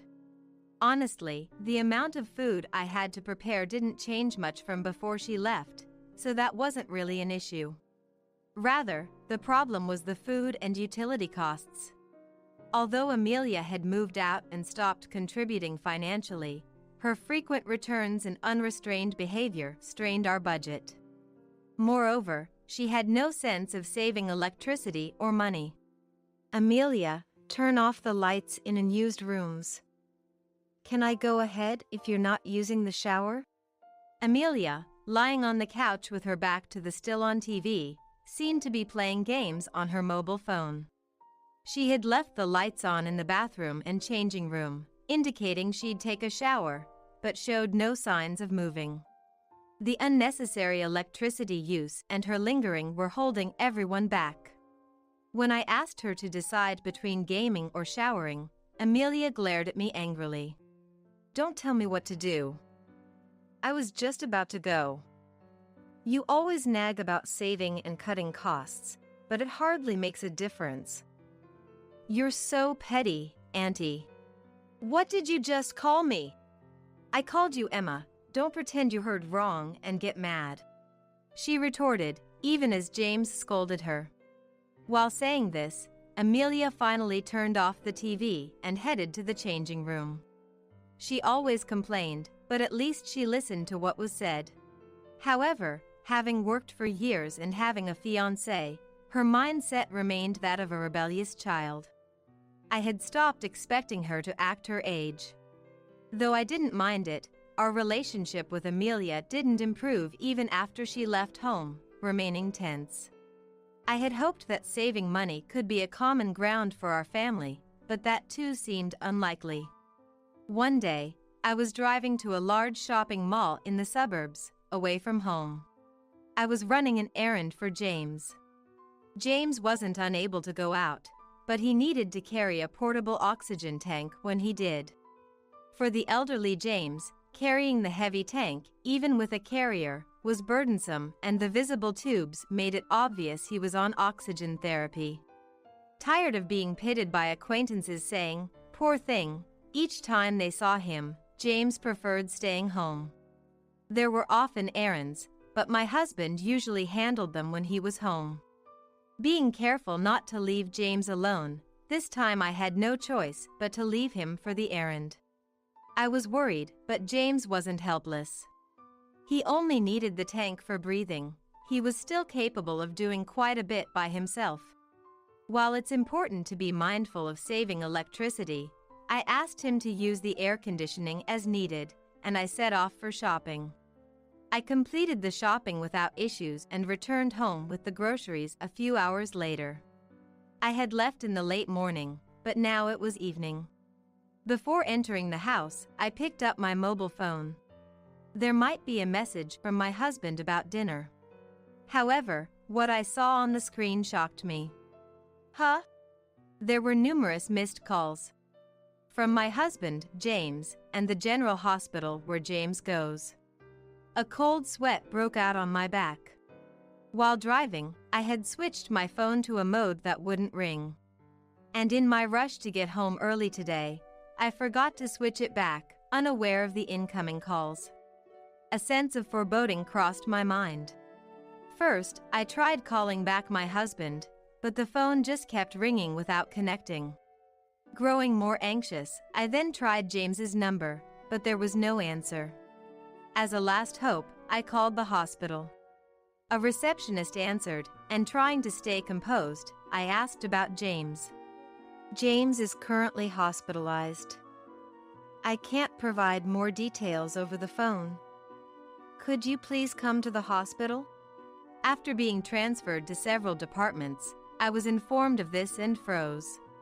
I quickly replied, "I'm on my way," and hurriedly turned the car key, restarting the engine. The car was filled with urgency.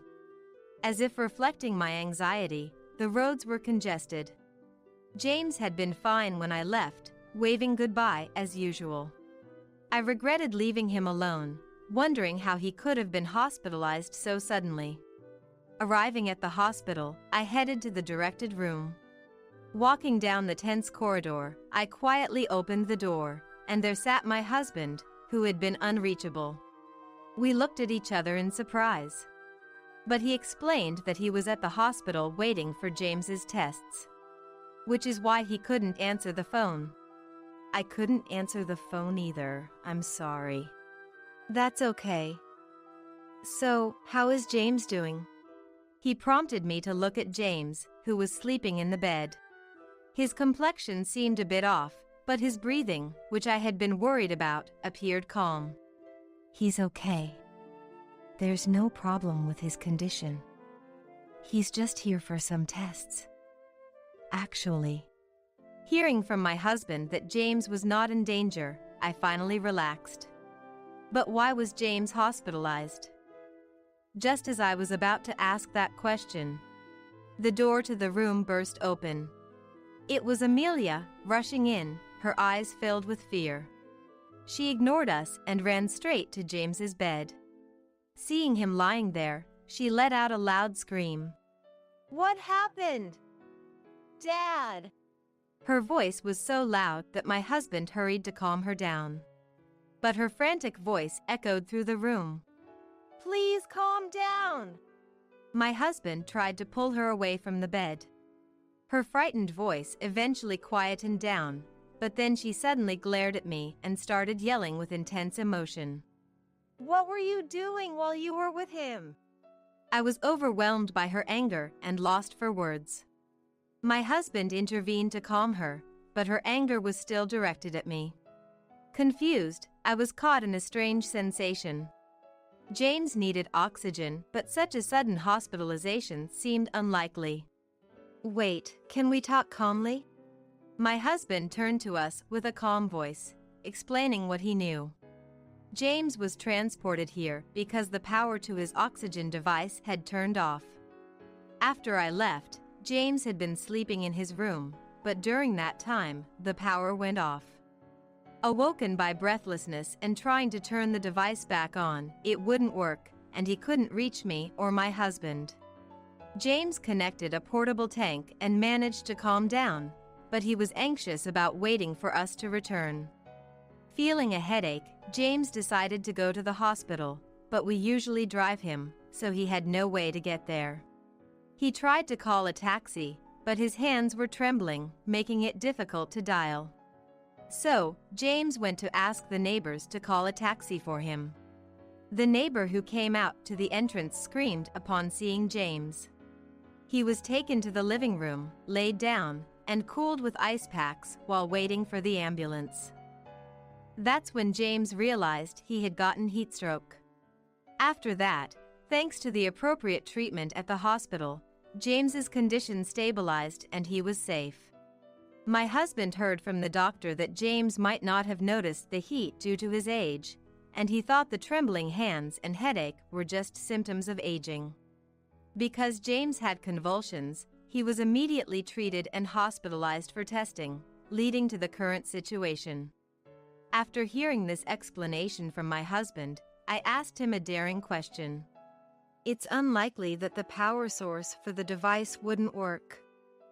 Didn't we install it in a place where the plug couldn't be accidentally pulled out? My husband furrowed his brow and seemed deep in thought. Amelia remained silent during this time, but her face was visibly pale. That's right. It's impossible for it to come unplugged on its own. I went back home to check, and the plug wasn't out. Then how? I was even more confused by my husband's words.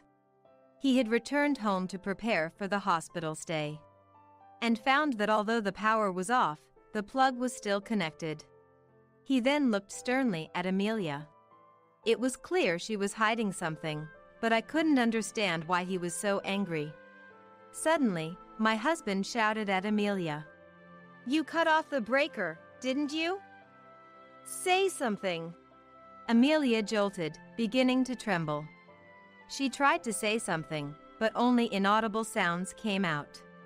Then, my husband pulled something out of his pocket. The hospital had tried to contact me, my husband, and Amelia several times, but my husband was the first to get through. When he returned home for the preparations, he immediately sensed something odd. As soon as he opened the door, a wave of incredible heat hit him. The lights in the entrance hall didn't work. Realizing this, he checked around the house and found all electrical appliances were off. He rushed to check the breaker, and as expected, the switch was turned off. Surprised and suspicious, he wondered why this happened.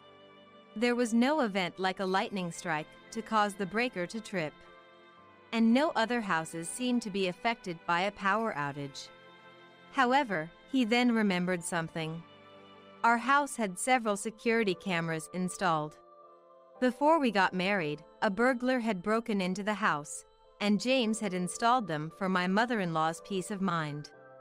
Even though we were saving money, these were kept for everyone's safety, and we weren't allowed to remove them. Footage up until the power outage should still be there, my husband thought, so he quickly restored the power and checked the recordings. I have the footage here. I transferred it to show both of you. In the hospital room, my husband took out his mobile phone. He showed us the transferred footage. The first thing shown was the familiar view of our house's entrance. A few minutes after I left, Amelia appeared. I was surprised to learn she had come to the house and involuntarily glanced at her. She entered the house using her key. Unlike her usual noise, she looked around suspiciously, almost as if she was checking if I was away.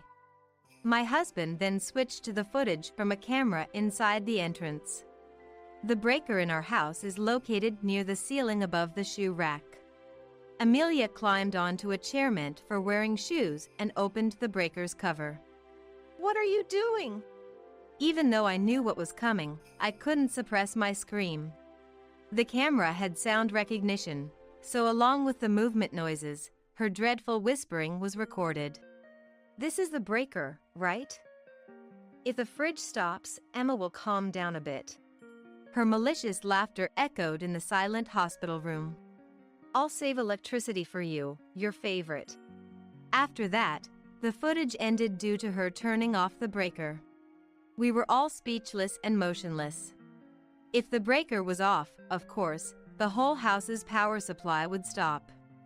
The contents of the fridge must have spoiled in the hours before my husband noticed. Her frantic behavior when she rushed into the hospital room suggested she hadn't realized her actions could endanger James's life, a very malicious way to punish me. However, her reaction was unbelievable. It's because you're always nagging about saving electricity. Without any signs of remorse, and with tears in her eyes, Amelia started justifying herself. I didn't know James was home. I thought he had gone out with you. It's your fault for leaving him behind. She kept repeating I had no idea this would happen.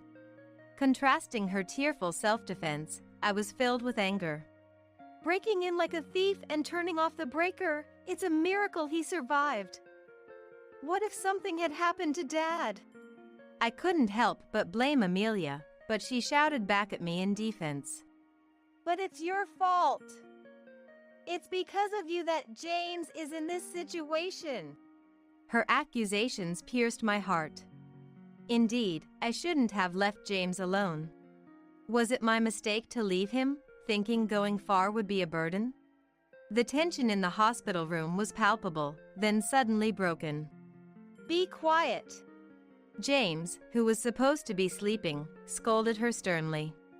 He couldn't raise his voice much due to his illness. Being inherently calm, his outburst surprised us all. All three of us turned to him in unison.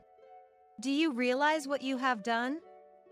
You've caused trouble for everyone and nearly killed me. Emma is not to blame. James's eyes were filled with anger and disappointment. His tone was stern, unlike his usual gentle demeanor. Awakened by Amelia's screaming and commotion, he had heard everything, including the surveillance camera discussion. If you're going to continue making noise, leave.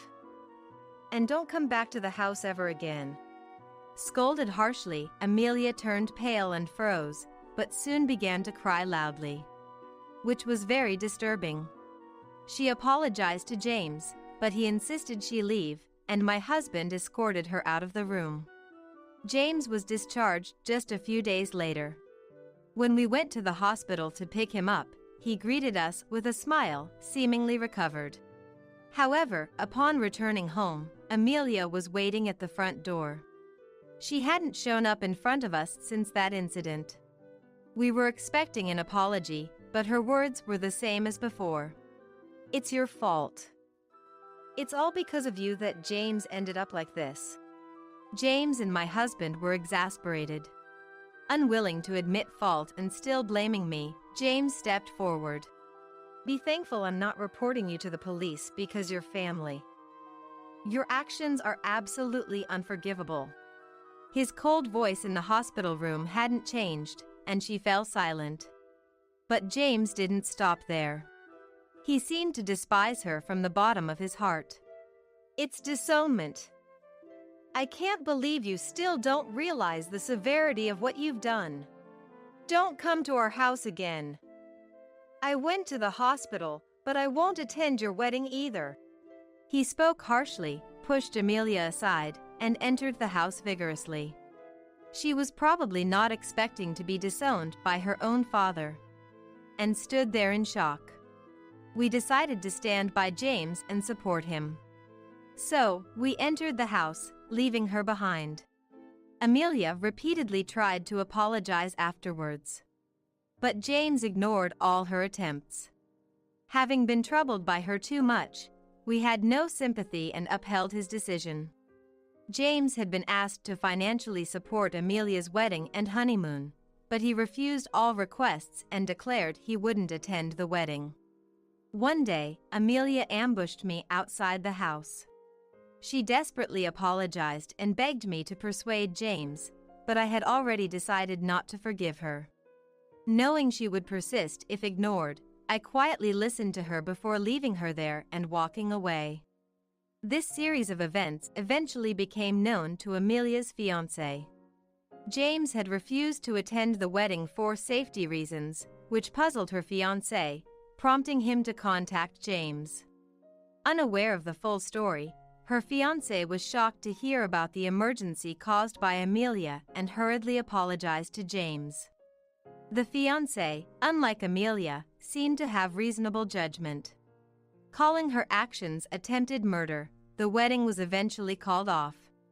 They hadn't moved into their new home yet. But the fiancé canceled it and kicked Amelia out.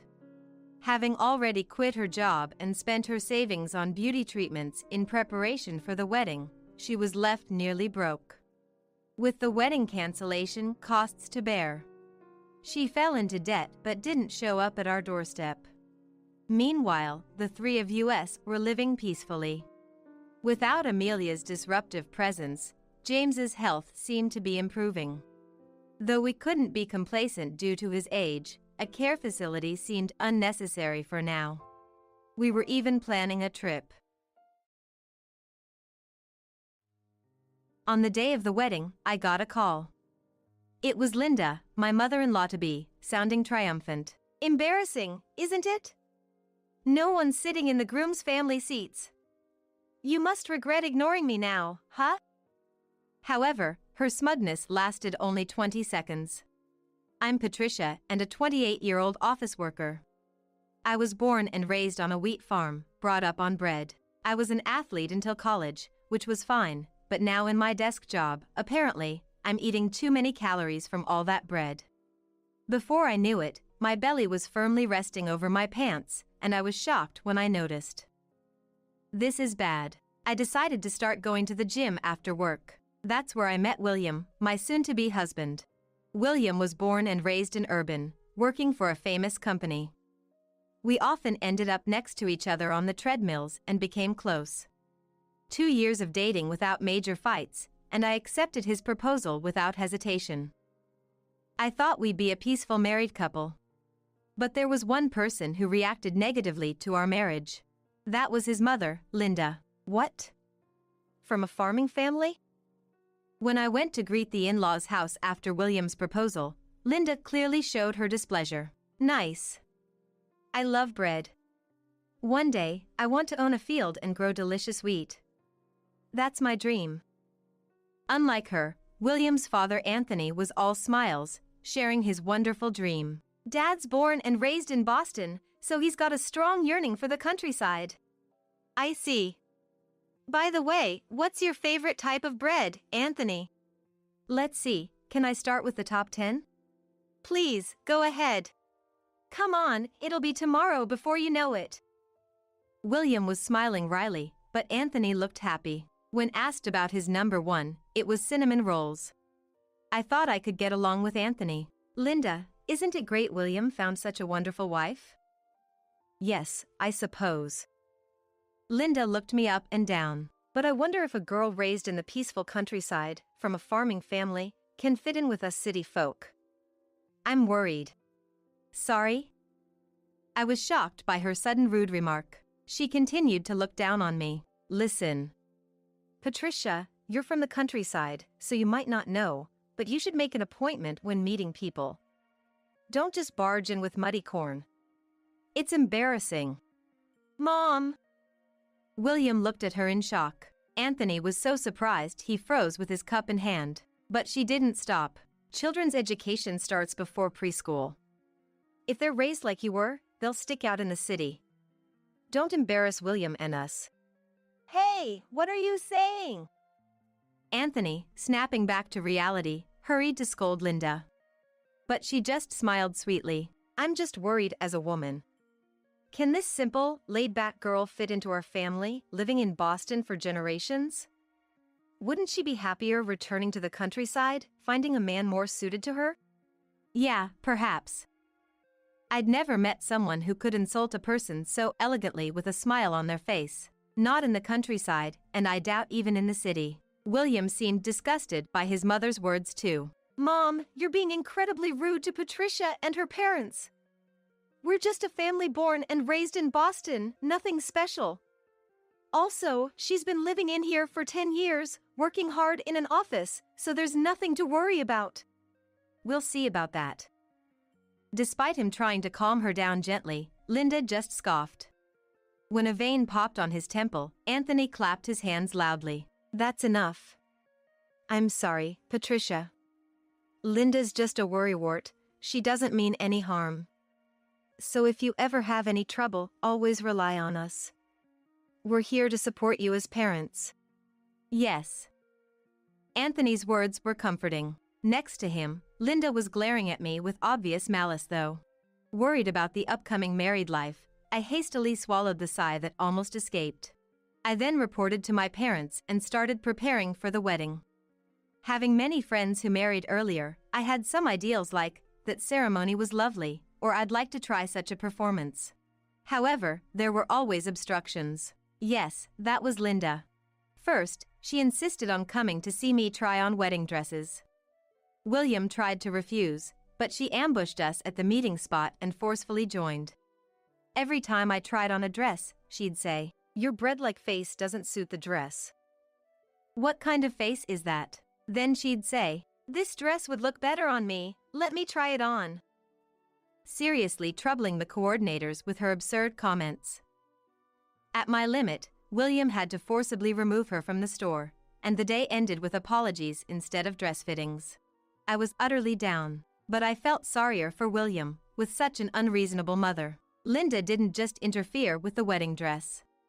She tried to cancel the video filming, saying it was unnecessary for a country girl, and unilaterally inserted her hula dance circle's performance into the program. She even called the venue to change the wedding favors, claiming it was the norm in city weddings to give an unmanageable amount. I was at my breaking point. The wedding preparations I was looking forward to had become nothing but a burden. Causing trouble for the venue, William was also irritated every day. At that rate, we'd both break down. I didn't want to break up with him over it, nor did I want to let Linda have her way. So, I made up my mind to discuss it with William and decided to ignore all of Linda's snide remarks and meddling. Then suddenly, Linda's persistent attacks stopped. Perhaps she got bored because I remained expressionless no matter what she did. Just as I was feeling relieved yet a bit sorry for her, Anthony came to tell me something with a troubled look. Linda is crying that she's being harassed by Patricia. So that's her next move. Sighing, I explained the truth to him, with William equally dismayed. Hearing about Linda's antics, his face grew darker. I'm so sorry. Linda actually proposed to skip the wedding day. I thought that was too much and came to secretly consult with you too. What?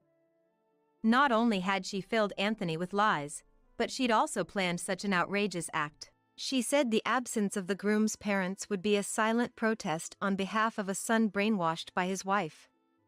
She's even trying to persuade Margaret and Stephen to skip. Margaret and Stephen too? William was shocked. Margaret is William's older sister, and Stephen is his younger brother. She must have filled their ears with all sorts of bad things about me. My stomach churned. I understood she didn't like having a country girl as a wife. But didn't she realize how much shame and sorrow this would bring to William? It's okay, she doesn't have to come. With a face paler than blue, William murmured, If she wants to skip, let her. Forcing her to attend won't do any good. What I need to protect is Patricia. William. I felt like crying at his words. Seeing us like that, Anthony looked down. I've been with Linda for so many years, I can't let go of my trust in her. But I truly want to support William and Patricia. Anthony. How can Linda be such a twisted person when she's with these two wonderful people? Honestly, I want to follow William's suggestion and ban Linda, but that would leave a lingering unease in Anthony's heart. After much deliberation, we decided to carry out a plan. If it failed, then Linda was truly beyond redemption. One day of the end of November, it was the wedding day. In the backstage room for family greetings, Linda was nowhere to be seen. Looking at Anthony, he quietly shook his head. It seemed our plan didn't work. He looked sad, yet there was a sense of resolve in his expression. I feel relieved Linda didn't come, although I feel sorry for him. My father Robert led me down the aisle, walking stiffly like a robot. Friends smiling and blessing us. A typical, happy wedding scene. Nothing strange, except for the absence of the groom's mother. The ceremony ended without Linda. Before the reception, I checked my mobile phone in the bridal room and saw a missed call. It was Linda. I invited a person waiting outside the room in, and quietly pressed the redial button.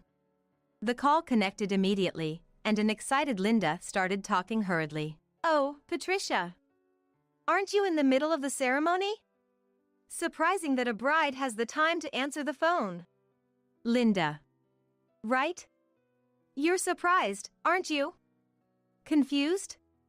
Embarrassed with no one sitting in the groom's family seats? Regretting ignoring me now, huh? Well. You thought I calmed down, so you're off the hook? Wrong. Neither Anthony, Margaret, Stephen, nor I acknowledge a country girl like you. Everyone hates becoming relatives with a plain girl like you. Serves you right. She laughed triumphantly, thinking she'd won. What a foolish person. I turned to the person next to me. That's what she says, Anthony. Hey! Are you listening? Hey! She stopped talking. Oh, what did I say? Huh? Anthony? You said you weren't coming today, huh? She was rattled by the unexpected presence of someone she'd thought wouldn't be there. No parent would boycott their son's wedding. You're the only one that unreasonable. What? What does that mean? It's only you who's not here, Linda. Huh? Why? You're kidding, right? Patricia doesn't lie like you. Margaret and Stephen are here, wishing for William's happiness. I'm disappointed in you. We'll talk about the future later. Wait! What's happening? As she floundered, Anthony ended the call, rejecting her. Patricia, I'm sorry for involving you in this farce even on your wedding day. I gently stroked Anthony's arm, as if to comfort him. Our plan wasn't anything grand. Anthony wouldn't tell Linda that he knew the truth from us. Until the day before the wedding, he'd pretend to be on Linda's side, encouraging her to change her ways. If she repented by the wedding day, I'd pretend her actions never happened. If she didn't, Anthony would attend without her knowing. That was the whole plan. Until the wedding day, Anthony had hoped she would have a change of heart, but it seemed she'd just made up non-existent grievances and never truly changed. Disgusted by her ugliness, he finally gave up, realizing that involving her in the wedding would be unbelievable. Of course, Margaret and Stephen were fully aware of everything. The wedding, without Linda, ended without major issues in a warm atmosphere. As we were about to return to the dressing room after seeing off the guests with smiles, furious Linda stormed down the hallway with the red carpet. Just a minute. Patricia. Oh, look, Madam Boycott. What? You're the worst, Mom. Startled by my preemptive strike and William's cold voice, Linda faltered for a moment. But she quickly recovered and clung to William's tuxedo. No, William, I just wanted your happiness. Enough, Linda. Hearing her scream, Anthony appeared. Margaret and Stephen also peeked out from behind him. Anthony! Why? Why are you on Patricia's side? Didn't I tell you what this woman did to me? I checked everything with William and the others. Linda, you are the one in the wrong. How come? This is terrible. She collapsed to the floor, crying like a victim, as William looked down on her with disdain. You brought this on yourself. Good for you, you got to boycott my wedding, just like you wanted. No, it's not that. Then what is it? You know, I wanted to wake you up. Yes. Everyone must have thought it's strange for a groom's mother to be absent. They must have realized there's a problem with the wife. Yeah, so I explained it to them. Huh? That the groom's mother boycotted the wedding because she disapproves of his foreign-born wife. What? Everyone felt disgusted and sympathetic towards Patricia. What the hell? But it was cool, you know, when he declared, I will absolutely protect my wife. Wait, just a minute. What do you mean? I'm like the villain here. Watching a flustered Linda, William sighed in exasperation. Anyone can see that you're the villain, right? Me? Yeah, you are. Anthony nodded. Anthony, why would you say that? It's because of this woman. She's deceived William and now Anthony, making me the outcast. Still such foolishness. Even the kind Anthony was dismayed by her terrible behavior. She still looked around for an ally. Spotting Margaret, her face brightened. Margaret! You have children, you understand my feelings, right? You want your children to be happy, right? You should think so too? Yes. Right? That's why I'll warn my children never to marry into a family with trash like you. Huh? She was shocked by Margaret's emotionless sarcasm. I'll make sure not to tell you when I get married. I don't want my wife running away. Stephen's tone was light, but his eyes clearly showed contempt. What are you saying, Stephen? I am your mother, you know. Yeah. I'm so disappointed. I always respected Mom, and now to find out she's such a terrible person. Exactly. Apologize to Patricia quickly. The relatives blamed on her. Oh my goodness. Finally, she seemed to realize she had no allies. Unable to find any words of retaliation, she looked around and stammers. Anthony reached out to take his pitiful wife home, but she flailed and protested. No. I'm not the bad one. Hey. I'm not bad. Hey, enough already. Believe me. Linda cried and screamed like a child. Thinking crying would get her forgiveness, she was really like a child. Of course, no one found it endearing or felt sympathy for a 57-year-old Linda behaving like that. Eventually, she was unceremoniously grabbed by the arms by Anthony and Stephen and dragged away. Is that city manners? It might be. I couldn't help but make a sarcastic comment, to which William responded with a dry laugh. After that, Anthony and Linda separated. Linda was reluctant, but her mother, who learned of her daughter's disgrace at the wedding, tearfully took her back. It was pitiable that Linda's nearly 80-year-old mother had to clean up after her big daughter. Surprisingly, her birthplace was even more remote than my family's home. Apparently, she moved to Boston as a child due to her parents' job transfer. Despite bragging about being from Boston for generations, she probably ran around in the nature until elementary school. Nevertheless, she had the nerve to look down on me as a country bumpkin. Until that incident, she was a good wife and mother, so Anthony gave her a grace period before considering divorce. But seeing Anthony's completely cooled gaze, it's unlikely they'll live together again. Linda, who's always been a housewife with no qualifications, will find it hard to rent a house and work in Boston. She'll probably end up living her remaining years in the countryside she so despised. Half a year later, in early summer. Whoa! Are you okay? Anthony spectacularly slipped in my family's wheat farm. Are you all right? Dear, it's embarrassing being helped by a young person. Embarrassed, he scratched his cheek with his muddy hand. Hearing his yell, my father and William came rushing over from the next field. Oh my, you've been training hard.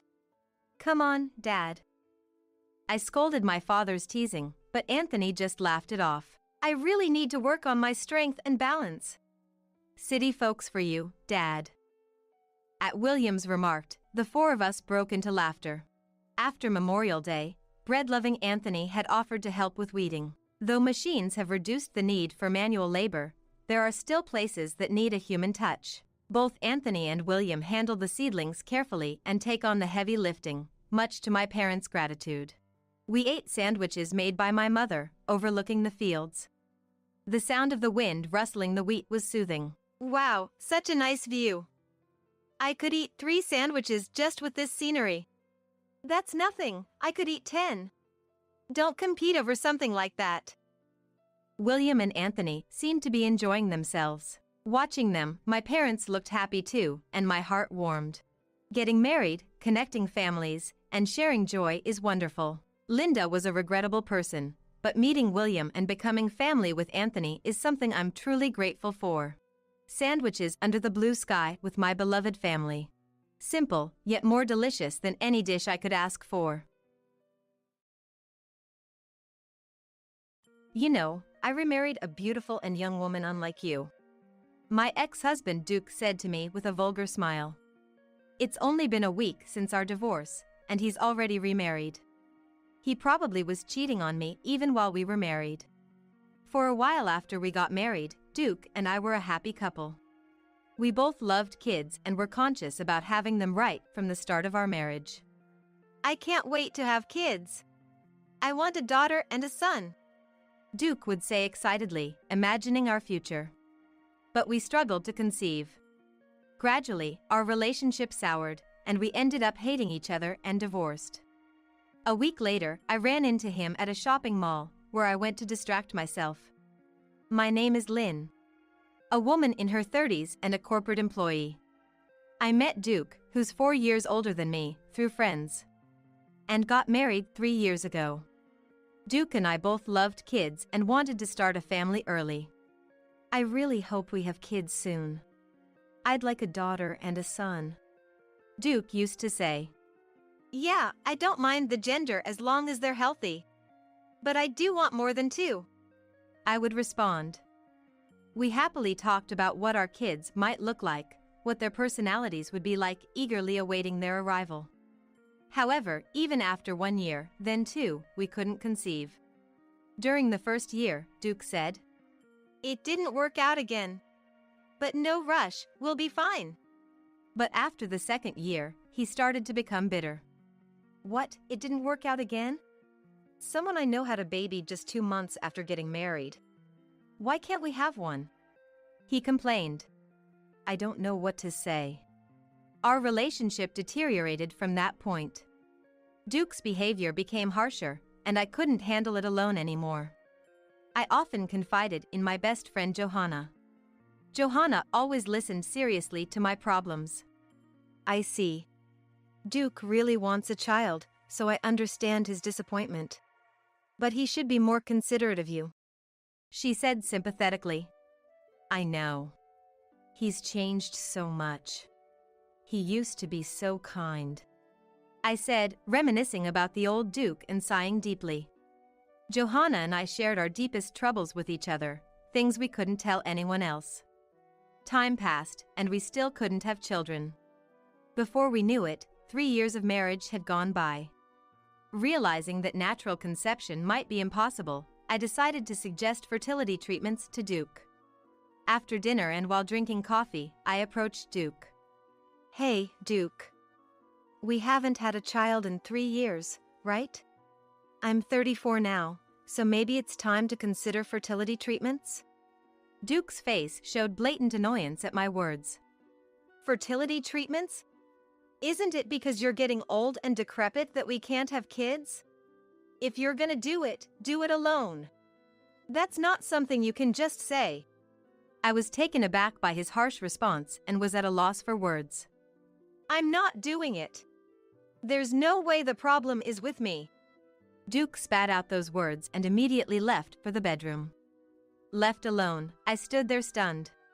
Does Duke not want to cooperate at all? I muttered, filled with a mix of emptiness and sadness. With no other choice, I decided to visit a fertility clinic alone. After a thorough examination. Where's your husband? It's important to have his cooperation. Infertility issues are often on the male side. Make sure he comes with you next time. The doctor asked. Encouraged by the doctor's words, I tried to discuss fertility treatments with Duke again that night. Fertility treatments won't work if it's just me. You need to get tested too. Can you please come to the hospital with me? Are you saying it's my fault? It's obviously you, the woman, who's the problem. I have nothing to do with it. I told you to do it alone if you're going to do it. Don't drag me into this. Duke exploded in anger. But infertility often lies on the male side. If the doctor said so, it must be true. The doctor also said that the husband needs to cooperate. Please, Duke, come to the hospital with me. I tried desperately to persuade Duke. Despite his irritation. Fine, I'll go. Just stop nagging. Duke eventually agreed, albeit grudgingly. A few days later, I took Duke to the fertility clinic. After his examination, Duke emerged from the testing room looking irritated, his face twisted in frustration. We were waiting in the reception area to hear both my previous results and Duke's recent test. Due to the clinic's busy schedule, we were not called for a while. Being impatient, Duke abruptly stood up and said, "I'm leaving." He ignored my attempts to stop him and left alone. I had no choice but to hear the results alone. Finally called in, the doctor's revelation left me in shock. I need to tell Duke. I rushed home, opened the door, and said, "I'm back." I washed my hands and headed to the living room, where an infuriated Duke awaited. What's wrong? Hey! What are you playing at? I thought infertility testing would be simpler, but why did I have to go through that? It was humiliating. It seemed Duke was upset about the nature of the male fertility test. Well, we need to do proper tests to find out why we can't have kids. About the test results. Duke cut me off mid-sentence, shouting angrily. This is all because you're old and can't have kids. I can't take this anymore. I'm divorcing you. What are you talking about all of a sudden?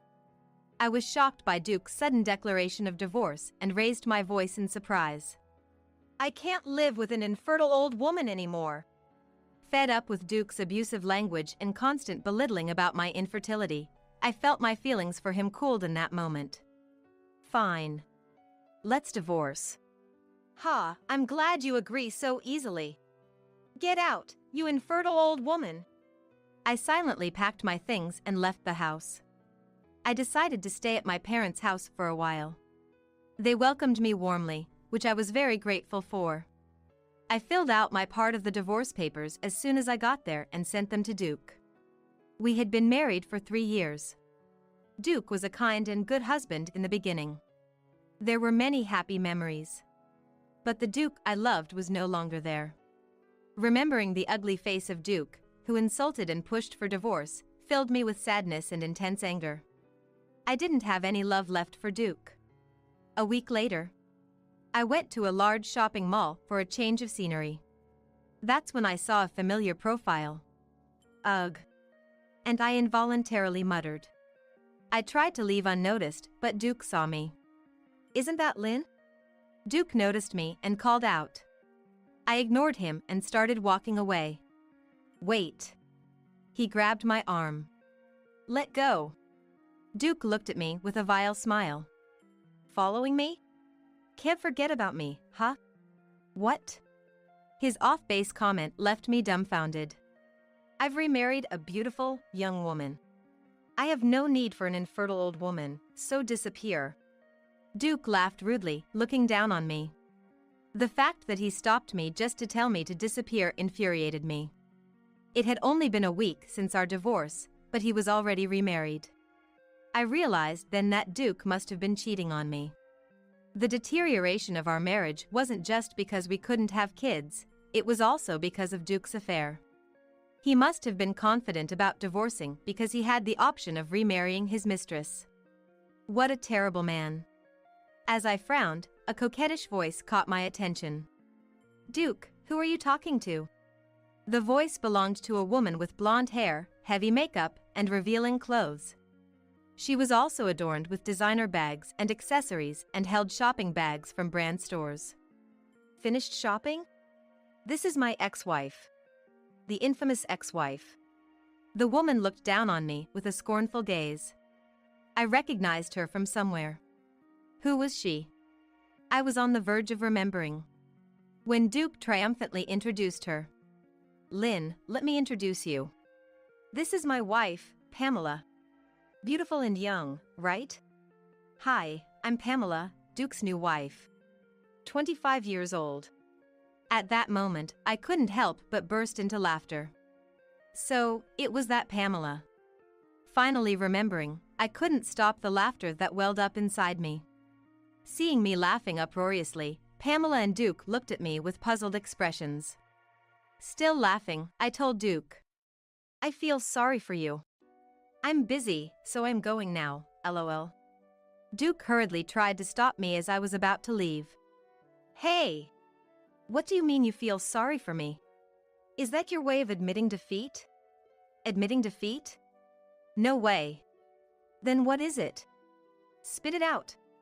Duke asked irritably. All right, I'll tell you. I turned to Pamela. I know who you are. I said. What? I don't know a dull, uninteresting, old woman like you. Pamela retorted, looking puzzled. What a rude thing to say. I asked Pamela coldly. Do you know a woman named Johanna? Johanna? Ah. It seemed she remembered. Pamela's face turned pale. Johanna? Isn't she Lynn's best friend? What does Pamela have to do with Johanna? Duke asked anxiously. I declared. She's the bar employee who tricked Johanna's boyfriend into spending money on her. And she dumped him the moment he ran out of money. What? Duke's eyes widened in disbelief. I heard from Johanna that her boyfriend had been deceived and spent money on a bar employee named Pamela. Despite the bar explaining it was just part of the job, he believed they were truly in love and bought her expensive bags and designer watches. Johanna decided she didn't need a man who could be deceived by a bar employee. She had shown me a photo of this woman, Pamela. Johanna's naive boyfriend believed Pamela's seductive words, but Pamela went as far as having physical relationships outside the bar and even checking houses to live after they were married. And there were multiple men she did this to. It wasn't just Johanna's boyfriend. You seem to have manipulated several men, a trade company executive, a small construction company's CEO, and a county administrator, right? But when they started holding back on spending, you cut ties with them. Duke, aren't you being deceived too? Are you sure you're okay? That's a lie. There's no way that's true. You're just making up lies because you're bitter, aren't you? Stop kidding around. Duke was furious, refusing to listen to my warning. Exactly. I would never do such a thing.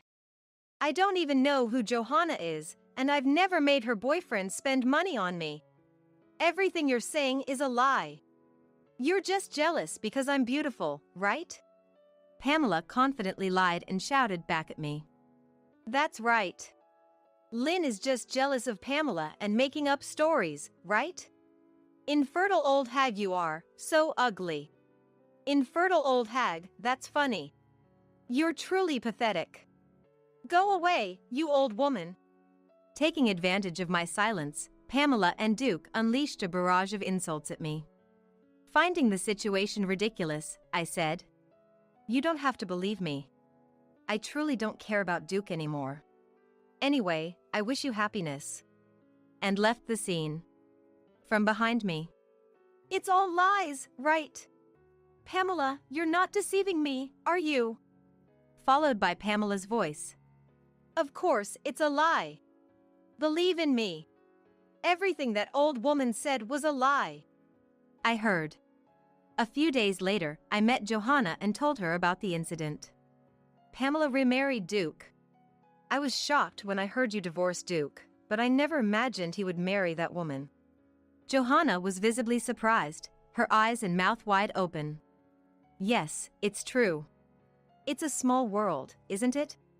Indeed. But Duke, he's going to suffer. Knowing how Duke had treated me, Johanna smiled as if feeling relieved.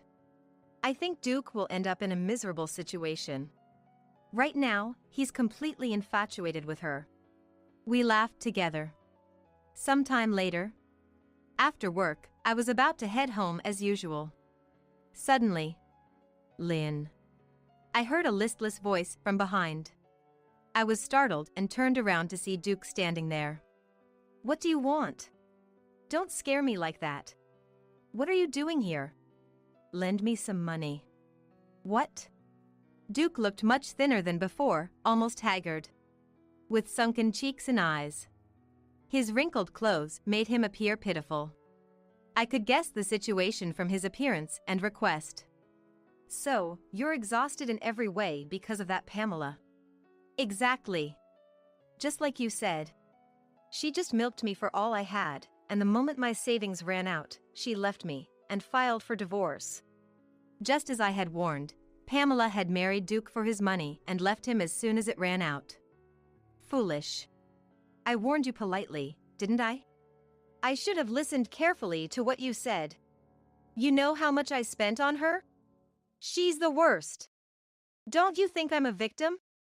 I was deceived, I'm the victim here. What? His claim of being a victim was astonishing. It was all his responsibility. Because she stripped me of everything, I can't even pay this month's rent, let alone the utilities. I'm sorry to ask, but can you lend me some money for my living expenses? If this continues, I'll become homeless. Duke's blatant opportunism left me utterly dismayed. Actually, I want to get back together with you, Lynn. Please reconcile with me. I realized your worth after being deceived by Pamela. Marry me again. It's a lifetime request. Marry me again. Duke begged tearfully. I looked at him coldly. Sorry, but I refuse. What? Why? Why? Have you forgotten how you treated me? I don't like you at all anymore. I hate you so much I don't even want to see your face. There's no chance of us getting back together. Duke turned red with rage. How dare you talk to me like that? I'm offering to reconcile with you, an infertile woman. Be grateful. Hearing Duke's words, I laughed. Why are you laughing? I just thought how mistaken you are, LOL. Mistaken? Duke asked, puzzled. The infertility issue wasn't with me, it was with you, Duke. What? Duke was speechless. You left the hospital without hearing the test results. I was going to tell you that night, but you started talking about divorce and never listened. The results showed you have almost no fertility, and natural conception is almost impossible. I, on the other hand, had no issues. That's a lie! It can't be true! There's no way I'm the cause of infertility! It's definitely you! Duke ranted, refusing to believe. I've never been sick, so how can I be infertile? It must be you! If you think it's a lie, go to the hospital and hear it yourself. I replied calmly. Is it true? No, it can't be. I can't be infertile. Duke was in total disarray, sweating profusely. He never thought the issue was with him. So, go and hear it directly from the doctor. If you plan to marry someone else in the future, it's better to know about your body, I said and left. Duke went to the clinic and learned the truth about his infertility. He called me several times, but I ignored them all. He then left voicemails. I was wrong. I'm sorry. Let's start over. Answer the phone. Please. I have no money. I'm in deep debt. Help me, Lynn. I deleted all his messages and blocked his phone number. A few days after blocking him, I was ambushed by Duke in front of my office. Lynn, please. Even if we don't reconcile, just lend me some money. I'm not asking for much, just $10,000. No, even $5,000 will do. Please. We were married once, right? Duke pleaded with deep apologies. Stop this right here. I'm not lending you any money. Go back right now, or I'll call the police. Even as I warned him, Duke persisted. Just lend me the money. So, I really called the police to deal with him. Perhaps the shock of the police being called or the fear of increased patrols deterred him. After that, he never showed up in front of me again. Duke, struggling financially and accumulating more debt, moved to a very old apartment and worked part-time at a grocery store late into the night to make ends meet. However, the strain took its toll, and he started making mistakes continuously at work. Unable to handle his main job while doing a side job, he was looked down upon and felt quite uncomfortable. Meanwhile, I've almost completely moved on from the shock of the divorce and am working energetically every day. I had relied quite a bit on my parents, but now I've moved to an apartment near my company and am enjoying living alone without any concerns. Recently, Johanna and I went on a long-planned trip where I met a man and started dating him. It was a long-distance relationship, but last month he got transferred to a branch near my home. He asked me, "Would you like to get married?" So, it looks like I'm going to be quite busy from now on.